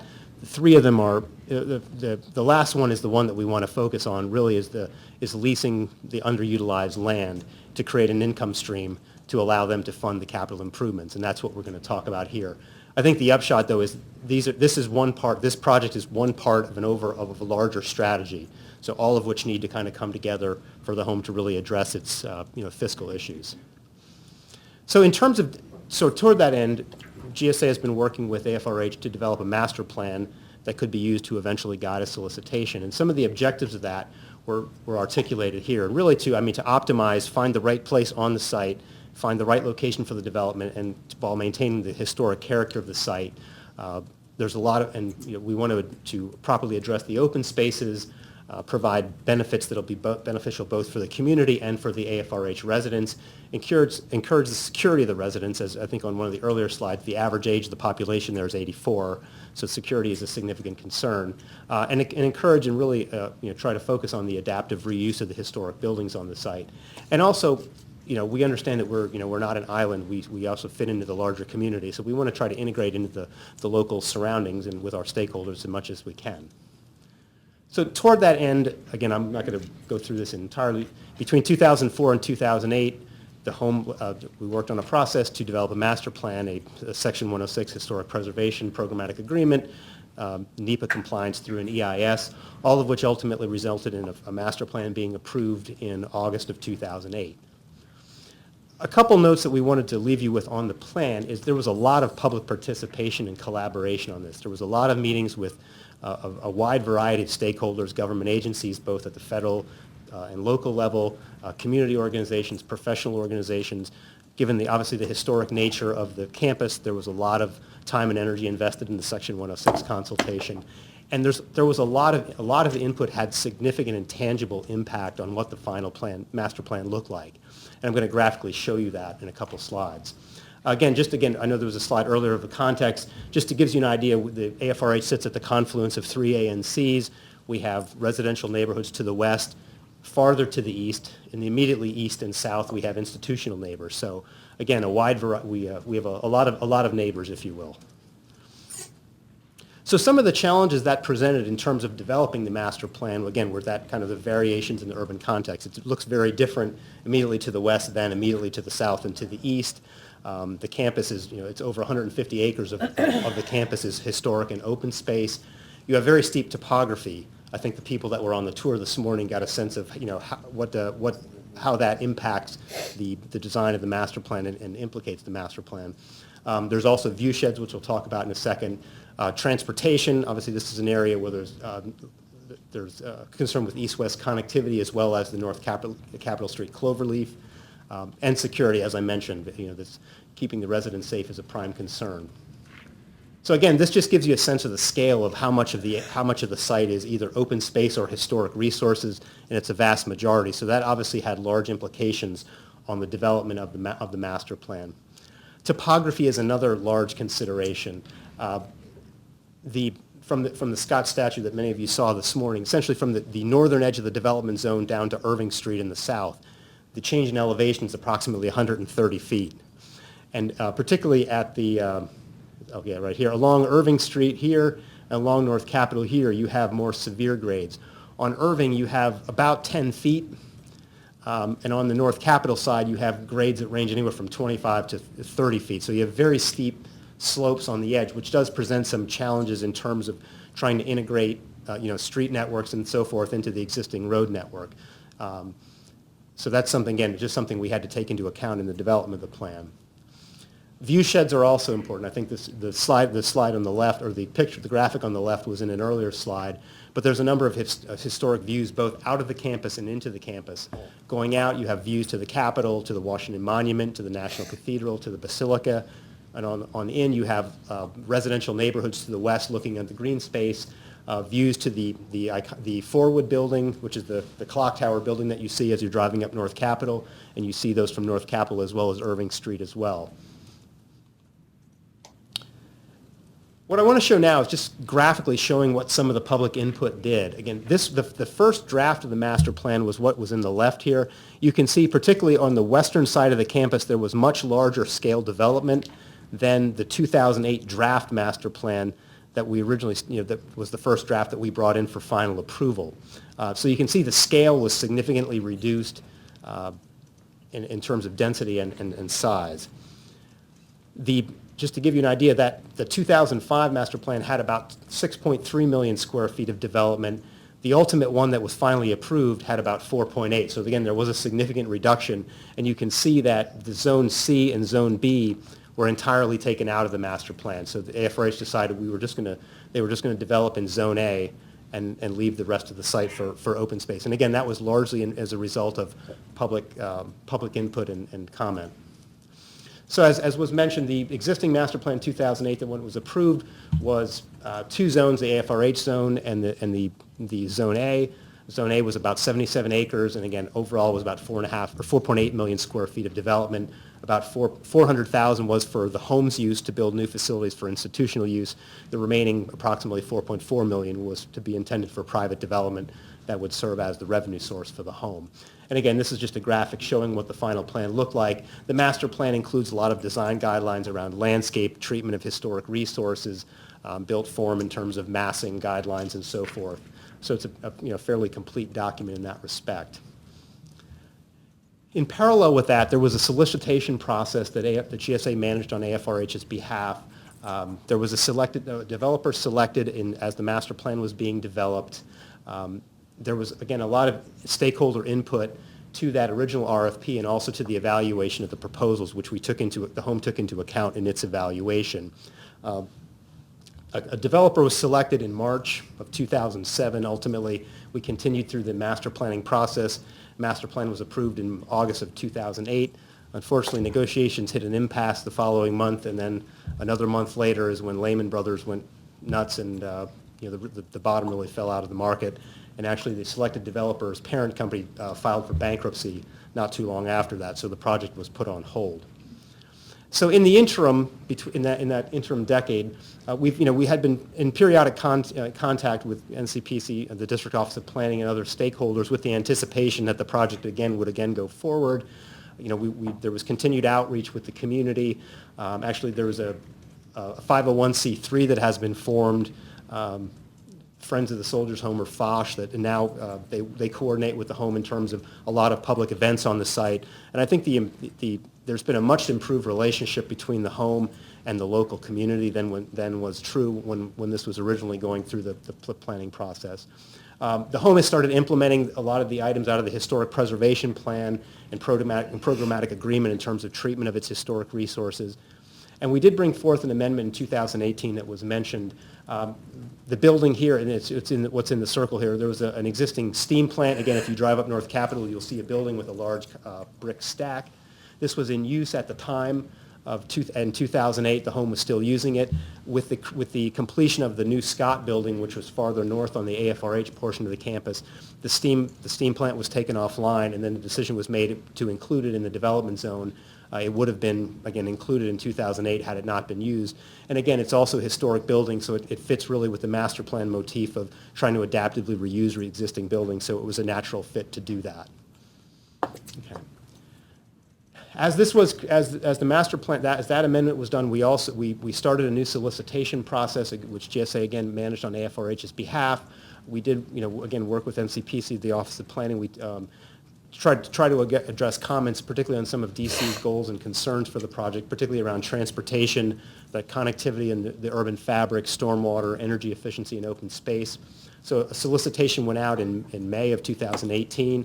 In early November of 2019, AFRH announced a selection of a developer, a team of Madison Urban, which is a joint venture of Madison Marquette and Urban Atlantic, who obviously have a lot of pretty high-profile projects in the district. So we're very comfortable where we think they're a very strong team and will be a good development partner. We're not going to talk really about what their proposal is today. This just gives you a few snippets of graphics of what you'll see, kind of leading to the future. But we're excited to eventually bring the plan back. One thing I just wanted to leave here too. Again, this is just to try to emphasize the point that of the discussions we've had with the Office of Planning. There were a number of comments that were specifically made about connectivity, scale of the development, and we almost verbatim put these into the RFP, and we asked the developers specifically, how would you address these items? So again, we took that input very seriously, and that was part of the deliberations, as we made a selection.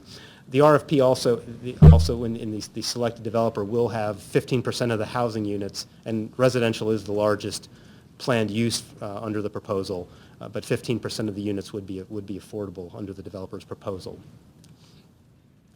So then it leads you to what comes next. So really what we envision is we envision coming back with a master plan amendment sometime later in the fall, or later in the summer or early in the fall, to really address any deviations between the 2018 plan and the proposed development plan. We will also go through the Section 106 and NEPA compliance. We're working through the PA, and also the home had already been out with a supplement, or a draft supplemental EIS, and we would come in with a final EIS and wrap up the 106 compliance as we come in for final master plan approval. And I think the other thing we're doing is we understand we're not operating in a vacuum. There's a number of other efforts going on around us that we're trying to keep tabs on and keep dialogue with our neighbors. We know the VA is updating their master plan. We've met with them a few times already and had discussions with them in terms of what they're doing on their side of Irving Street. Because again, we're looking to try to potentially activate the AFRH side of Irving Street. We think that's a good opportunity to potentially do that and change the character of the street. Catholic University, obviously, they have the parcel here directly across North Capitol. And then I think the third item is the cloverleaf effort here that we've participated. I know NCPC and the District Office of Planning and DDOT had a workshop a number of months ago that we participated in as well. And obviously, we want to be a partner in that and be able in a position to adapt to anything that happens in terms of the cloverleaf changing configuration. Okay. So that really concludes my remarks. Again, my goal was to kind of bring you up to speed on the home and its background, how we got here, where we are right now, and the fact that we'll be coming back in the hopefully not too distant future. So we appreciate your time. Thank you very much, Mr. Scheckler. Any questions or comments for either Ms. Herr or Mr. Scheckler? Yes, Commissioner May. So the RP required a certain amount of affordable housing, 15%? It specifically did not, I don't think there was a specific requirement, but that was, the selected developer's proposal was 15%. Was 50, and affordable at what level? 60% AMI, I believe. Okay. And is it all intended to be rental housing? It's not, that's not 100% clear. I think a lot of it will be rental. I mean, you can do fee sales on a ground lease. It's a little more challenging. Right. But it's I think intended to be a mix. So, and that was my next question is there any intention to dispose of any of the land? Is it just going to be ground leased in 99 years or something like that? That's correct. The intent is to ground lease. Because of some of with the home's authorities, really the goal was to create a long-term income stream, and the ground lease was the best mechanism to do that from a real estate strategy standpoint. Okay. I think the original intention for the development of the wharf, which was Madison Marquette's other big project in Washington, was that it was going to be a ground lease. I'm not sure at what point it changed to a sale, but there had to be legislation to allow disposal of that property. Mm-hmm. What do you know about the potential reconfiguration of the cloverleaf or some action related to the cloverleaf? Because it seems like the nature of Irving and North Capitol, just the way they are in the relation in terms of topography, really pose a significant challenge to integrating anything that's built here with the surrounding neighborhood. Right. Well, I'm aware of, there have been, I know at least two studies that have been done in the cloverleaf. One, I believe, 2008, 2009 time period, and there was, again, another charrette that was done recently, I think, within the last probably 3 or 4 months. I know that the earlier study came up with a couple potential different, at-grade or change configurations, and I'm not sure at what the output of the newer study will be. Again, I think it's to look at potential options. One of the things that would, again, depending on if there is a reconfiguration, there are potentially parcels of land that would revert either to the AFRH, to the VA, potentially to GSA, which again, and I think that's a little bit of the catch-22. We want the master plan to be flexible, to be able to respond if there is a reconfiguration, that we can adapt and make good use of whatever change is made. I'll speak to that a little bit, because this is a great opportunity, I think, as you recommend. In fact, in our proposed comp plan update, we include, the Office of Planning includes kind of a more holistic look at this whole area that we're calling North Capitol Crossroads, because it has all of those institutional campus uses, and it's clear that over time they might change to be more urban, just like AFRH. And so how do we build that, more, especially along Irving, which can become much more urban and really connective. So that's really, there's existing efforts both with the Office of Planning and DDOT to think about that and to try and plan for that, that future, right, and make sure we don't miss this opportunity. And that's the engagement we've had so far is, let's not make this a suburban campus that will be that way for another generation or two when we can try and begin changing the feeling of that area. Agreed. Any other comments or questions? Yes, Mr. Chairman. Yes. First, the home requires the funding. Is this going to give them, what's the life, how far out is this funding going to carry them, as far as they know, do you know? Well, the ground leases will, they'll probably vary by the type of parcel. Yeah. Commercial uses, the ground leases would be 60 years. For the residential, if they're residential parcels, they'd be 99 years with 2 potential renewals. So this could potentially go out for a significant period of time. But that's good, because I noticed they raised the 50 cent to $1, which that I thought was probably going to happen. I'm not sure if that has not happened. I think there's been approval to do it, but it has not been implemented yet. Right. The other thing, there's a lot going on in this area. You also have Macmillan, which is not too far away. Correct. So you got a lot of traffic activity going on. And then one institutional, Howard University is very close here. So Correct. you got to really, at a planning stage, you got to look at a lot going on in that area. I'm also pleased to see the golf course is going to be maintained. My basic concern you've answered. The funding will be there. Correct. For a long term for the home. That's correct. And again, that was, I think, the primary reason that it was structured as a ground lease, because the intent was to provide a long-term revenue stream to support the home's operations, both from deferred maintenance and capital needs. You say there may be some fee simple housing that will be offered within this leasing environment? Correct. I mean, you can do fee sales on a ground lease. It's a bit more complicated, but it Yeah. can be done, yes. And how large a units of homes do you think you'll be offering there? 2 bedrooms, 3 bedrooms, 5 bedrooms? There'll be a mix. I think it would range everywhere from studio 1 bedroom up to multifamily. Okay, thank you.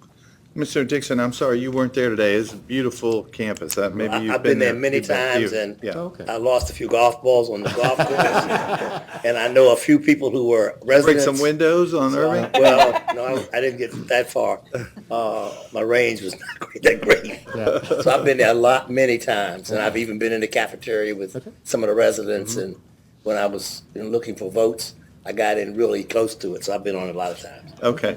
I want to go to Commissioner Trueblood and Yet I have to admit, Mr. Chairman, I'm assuming some new roles, which are very great pleasure as a grandfather, so sometimes my schedule gets changed very quickly.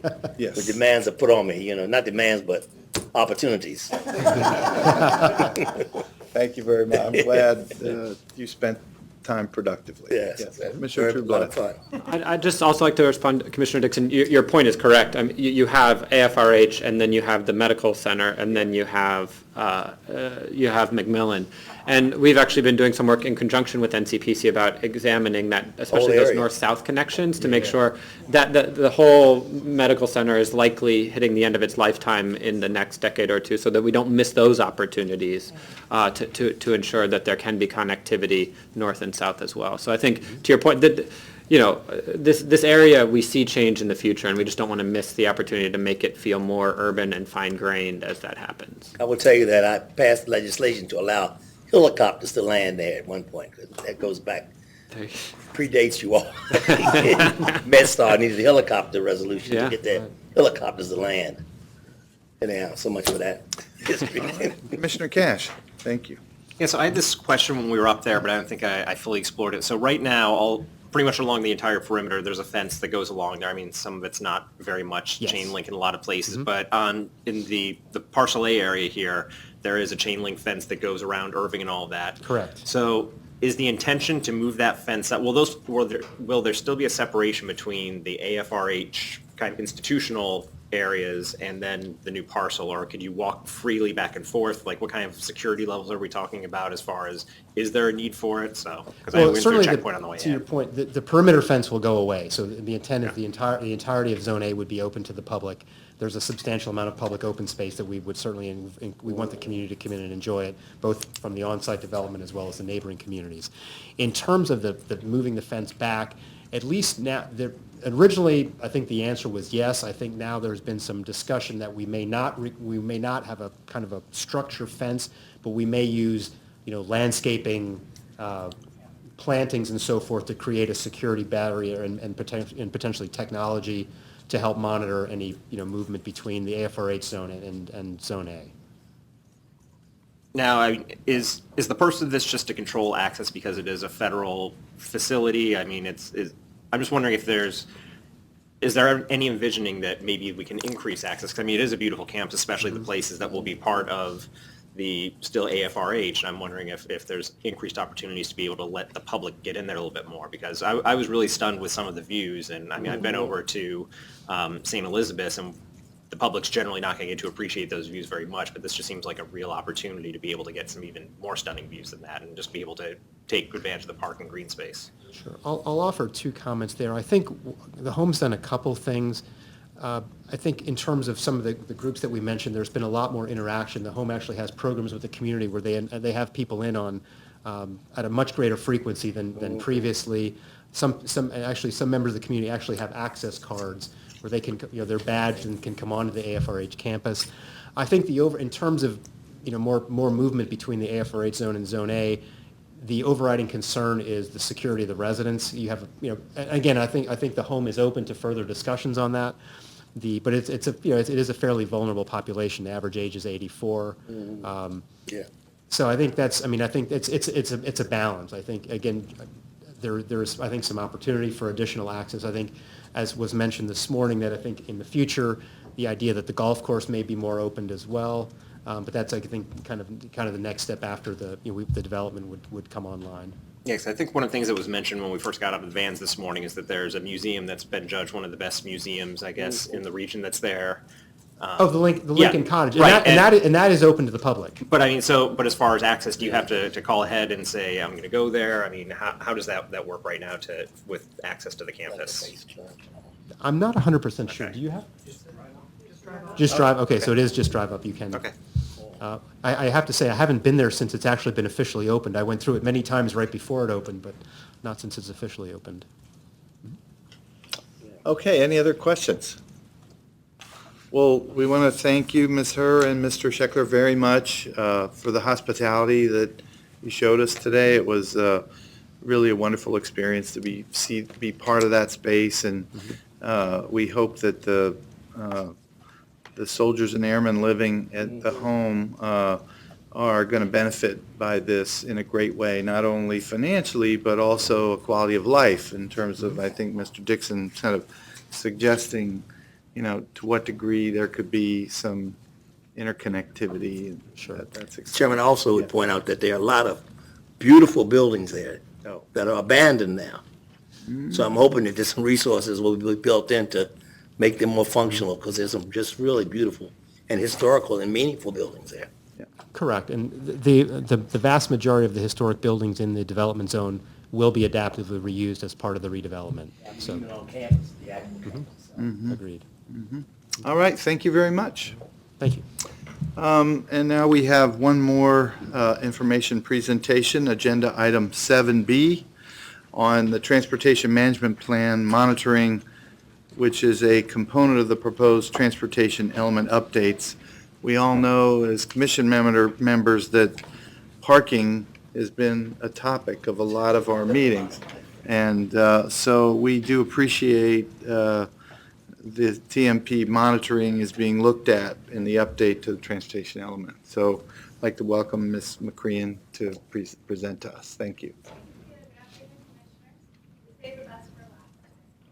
Today, I'll be presenting information within the draft transportation element and addendum on transportation management plan monitoring.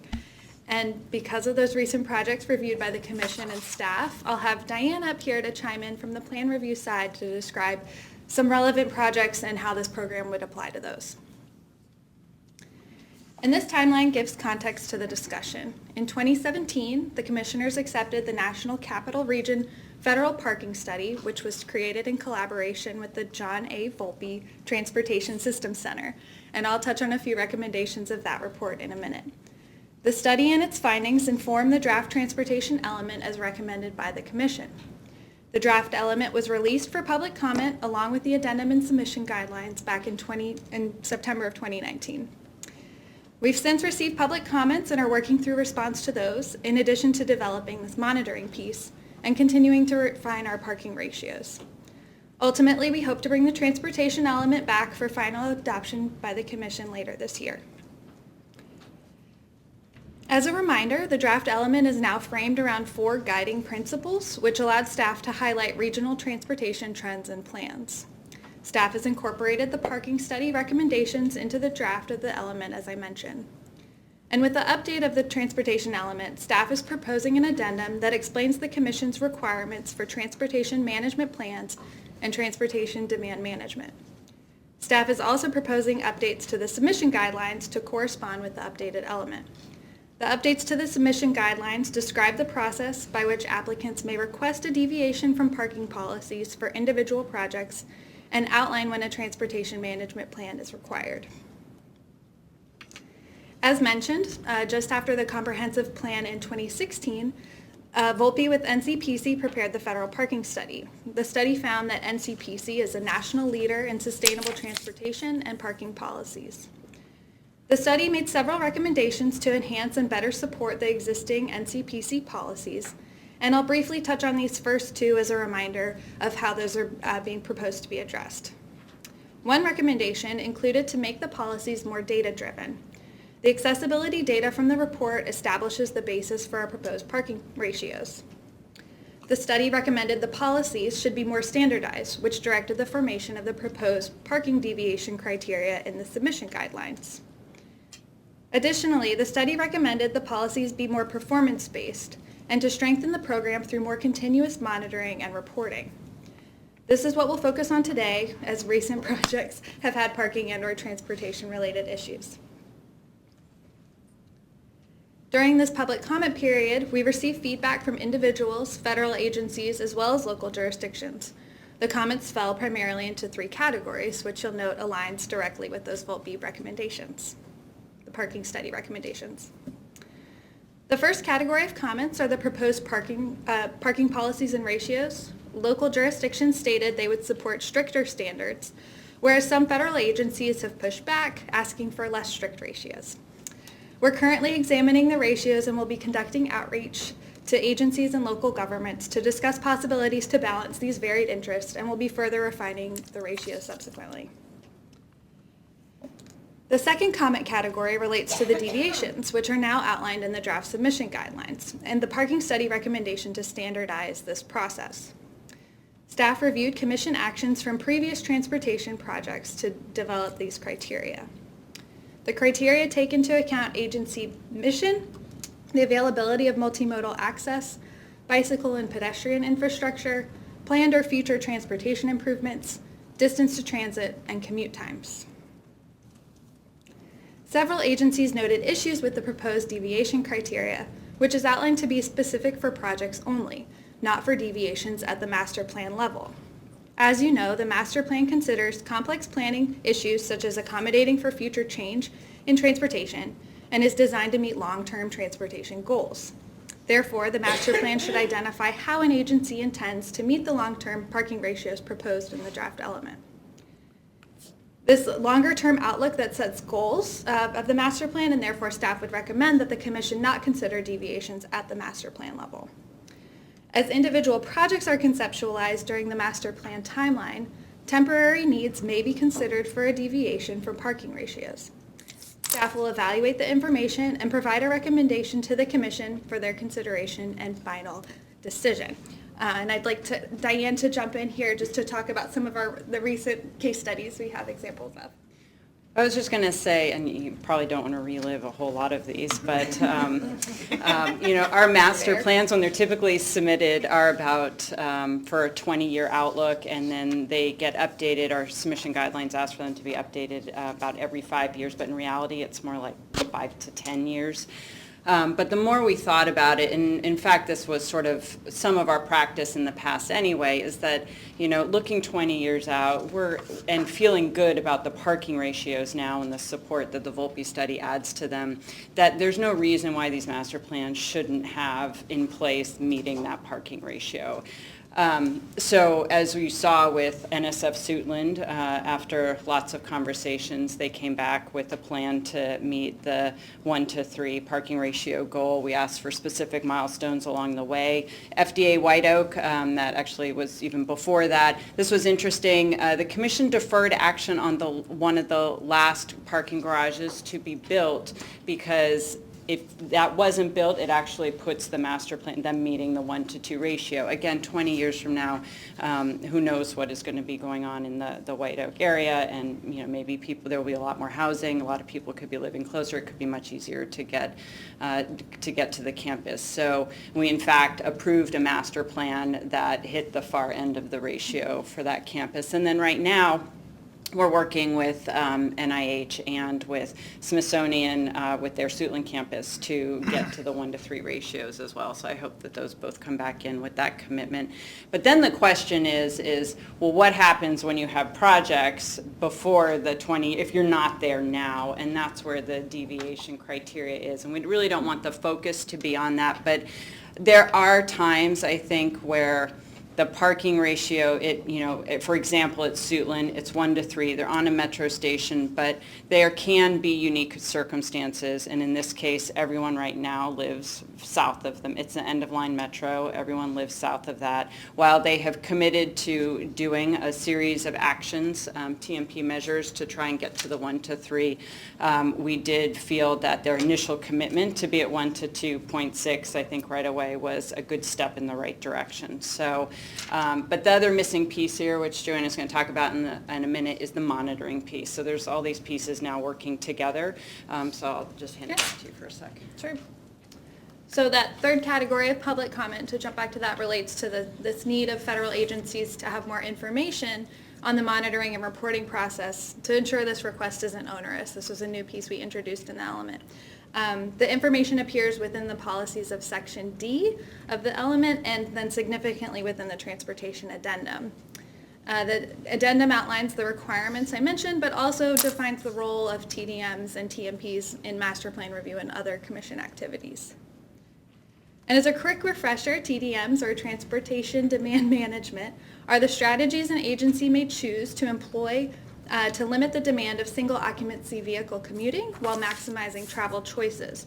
This could include parking management, telework, local and regional coordination, among others. And I didn't know if you wanted to talk about I'll this. just say, NSF Suitland committed to really looking at building a closer trail to the metro station. FDA White Oak also, there's a whole list of new pedestrian access ways that they were looking at. And then Smithsonian is looking, doing improvements along Silver Hill Road, so things like that. Mm-hmm.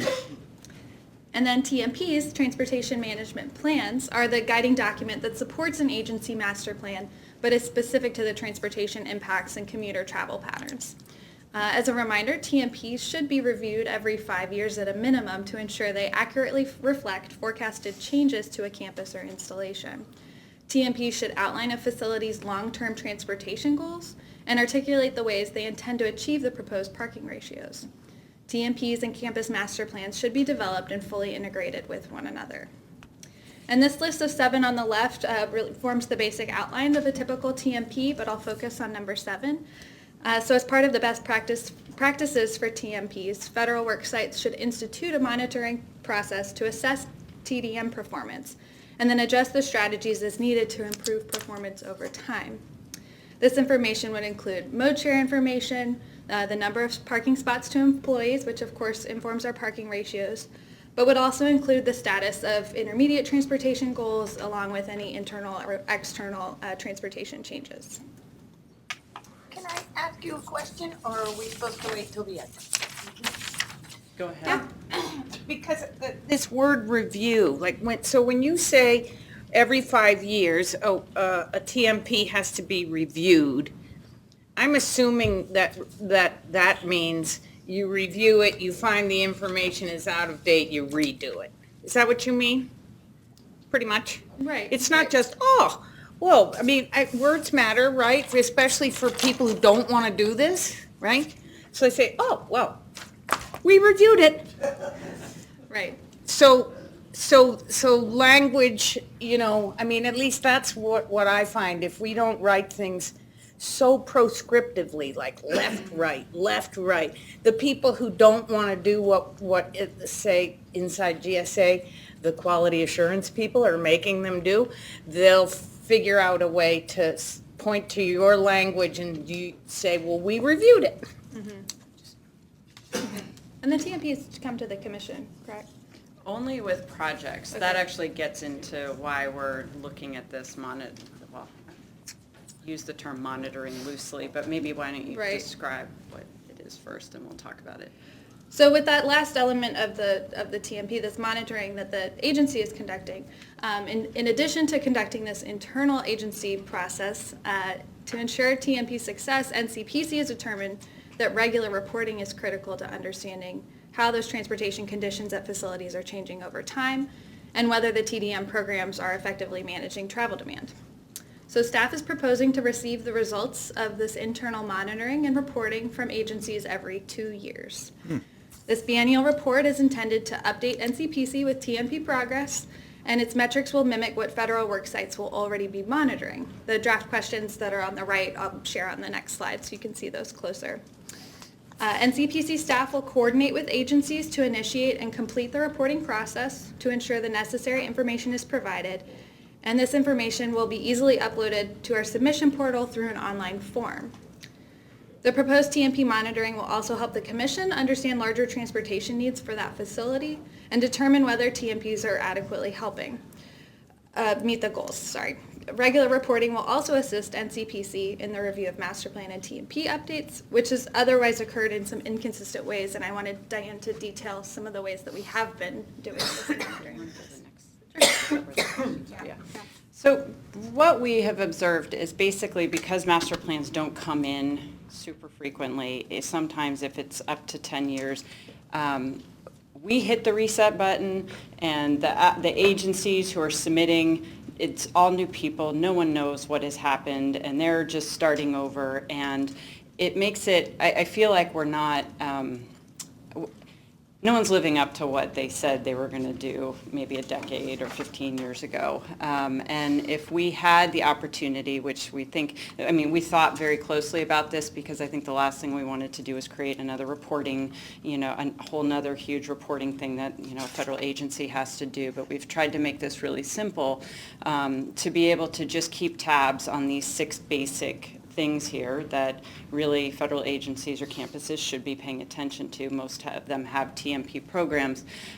So we could get a sense of what is happening, every couple of years. So then 10 years when they come in with their master plan update, we have a pretty good idea of what's been done, what hasn't been done, and why throughout that time. It will put a little bit more work on the the federal agencies, but it's not meant to be extremely onerous. I don't know if you want to describe what. It's just that this outlines just the 6 kind of simple questions that would be part of that online form.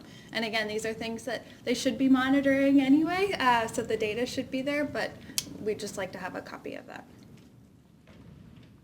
Here's just a quick snapshot of what the process looks like from the agency perspective. Developing their goals and TDM strategies to achieve those goals, then monitoring that process, sharing the findings with NCPC, and evaluating themselves based on those goals again. NCPC may or may not respond to the agency with questions once we've received the form, but we'll keep this information as a progress report until a subsequent master plan or a project emerges. NCPC also plans to share information periodically with the Commission as an aggregate assessment of agency performance across the region. We hope to show overall trends to see which TDM strategies seem to be working and better evaluate the effectiveness of TMPs. We believe this information could also be useful in future transportation element updates and in better understanding how the parking ratios are applying to agencies. So our next steps involve developing the response to these comments to share on our website, as I mentioned, and we hope to bring the element, addendum, and submission guidelines in the next few months for final adoption. So thank you for listening. I'm here to answer any questions. Diane is also here to answer any questions. I'd like to thank you for the work, and I think it's notable that rather than us being sort of waiting for things to come to our door, this signals a more proactive activity, and at the same time gathering information that can inform decision-making, can inform best practices, that's sort of a feedback loop between other agencies. And while I have the mic, I think some of the some of the agencies might want to get in here quick before they get under the wire with their master plans before. But I actually have a question for GSA and possibly, yeah, really, no, the question is, and I'm sure that there is in place some sort of incentive for, as GSA looks for locations for its agency tenants. Is transit something that is given a high Yes. kind of incentive or? Yeah, I mean, I would say right off the bat, I don't, I don't frequent the leasing world. Yeah. Our office looks at PORs and the like for prospectus level work, but we don't engage regularly with the leasing people except for in this kind of stuff to advise them. But yes, it is a criteria to answer your question quickly. I can't expound at great Yeah, length. okay. And at this point, transit proximity plus, density. I mean, consolidation is the name of the game. The combination of I think something like 60% of GSA leases are due to expire by the year 2023. So there's this huge push to get everyone's utilization rates down and consolidate in as few leases as possible, which makes it so that their chances, theoretically, of being transit proximate are better. I mean, there's a lot of stuff out in Virginia. And we've had, Prince George's County was in recently, or we went to them. No, they came to us. And there was an industry day or what have, I mean, they gave the economic development team from Prince George's County came in because when GSA was looking before, in certain areas, especially out near FDA, there was a dearth of available square footage. That's not the case anymore. That's about it for what I know about leasing. Okay, but it's an incentive, and, clearly, one can follow the other, and to the extent that this feedback loop can start to pass information about best practices, hopefully that can feed the leasing strategies or incentives for points evaluating certain leases and things, I would think.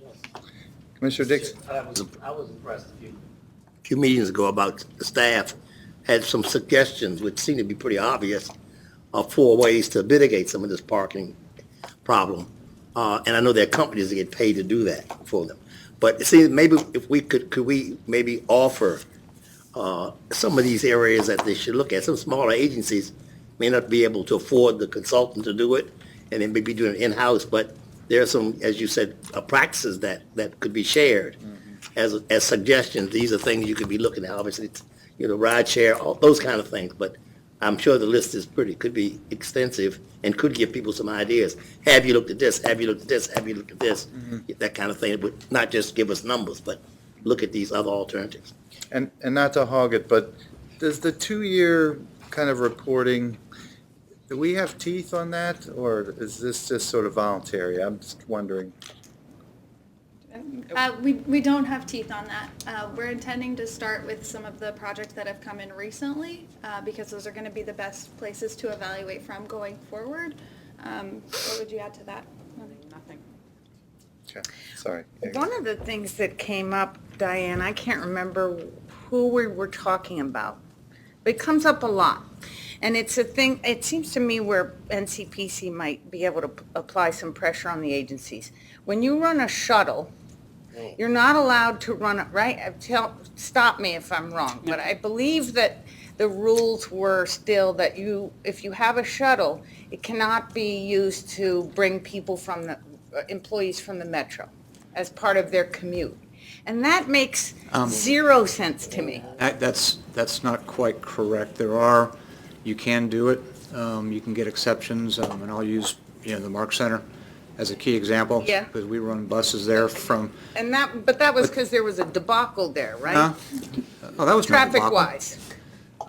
It was presumed there would be a debacle. We can talk about the results any day you'd like. I don't know very much about it. Well, apparently. But we run shuttle buses from 3 different metro stations that we fund for to the Mark Center. as part of our traffic management plan and traffic demand management for that facility. And so, yes, there are rules and out there that will allow agencies to waive to provide shuttle buses, so.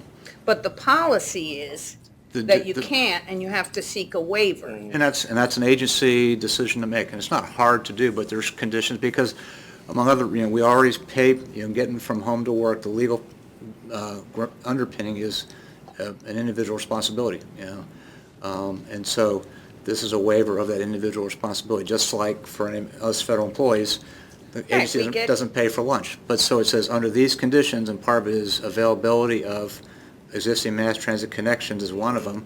If they're there, then you shouldn't be replacing that. No, but what I'm saying is that so when you get a transit subsidy as a Fed, right, they pay for the metro, but they don't pay for your parking. Okay, That's that correct. makes sense. Yep. But as an incentive, it seems to me that maybe we should be helping. There are a lot of agencies who are not going to undertake a waiver process. Could be, yeah. And why doesn't it make more sense for the policy to be the inverse? That Sure. I mean, to encourage, it helps Metro, it helps everybody, it helps traffic congestion. I just don't get that. It just doesn't make sense Well, that's to me. legislation, not policy, so. Well, maybe we should be pursuing it. And so we have legislation that allows us to provide it, so. It's like I said, I run a robust bus system, from King Street, from Pentagon, and from Springfield, Franconia. And so it gets your employees on the Metro, right? Yep. And isn't that the goal? Yeah. Yeah. Right. Yep. Others have questions? Commissioner Trueblood. Thank you. This is quite interesting, and in fact, I most liked the evaluation portion of it. I think I made comments at one point. I don't think all TDM strategies are created equal. You putting up a board and saying we have a cycling club is very different than installing a path or running a bus. And so, I sometimes worry that TDM becomes a list of the easiest things to do. And insofar as we can connect it to actual outcomes, I think that's something I think is great, and I'd be willing to offer the district support however we can in looking at that, or connecting with the regional partners on that, because I think it could be valuable beyond federal campuses. Yeah, Commissioner Cash.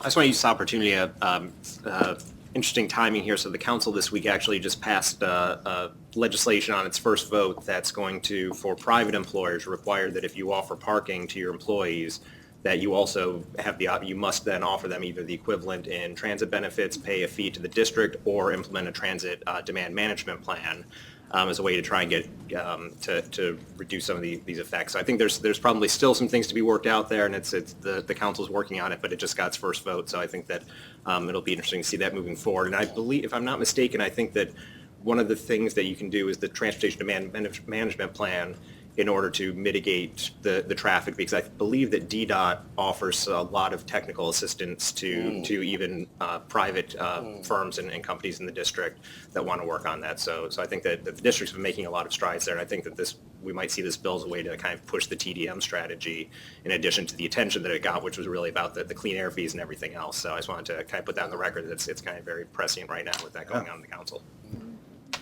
Sounds like good partnership alignment. Yeah.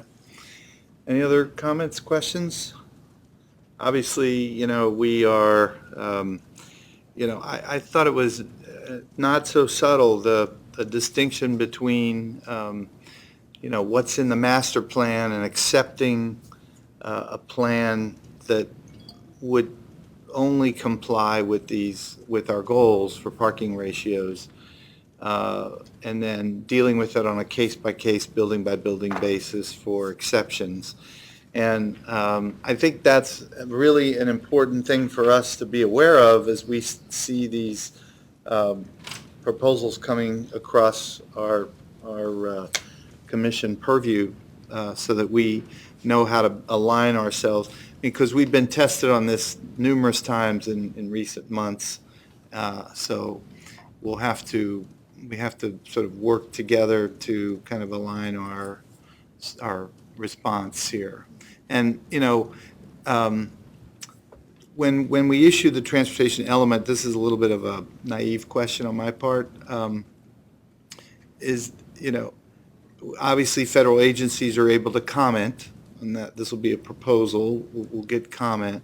And, you know, it'll be interesting to see how much pushback, if any, we get on this master plan versus project-specific kind of review, because, I mean, just only last month, we had this issue in front of us, and it was uncomfortable, because it didn't feel like there was a TMP that anybody was even thinking about. I mean, I don't mean to insult, but that's just how it felt.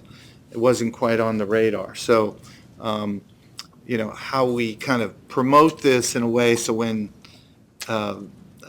we get submissions in, that staff is able to push this back and remind and encourage and even say, look, this is where we're headed as this transportation element, and the commission is going to support this, so don't come knocking if you aren't ready to respond with a proactive plan. So. All right, well, thank you very much. We appreciate Ms. McGrean and Ms. Sullivan, your presentations, and if there's no other business to be discussed, I'd like to say this concludes our open session agenda.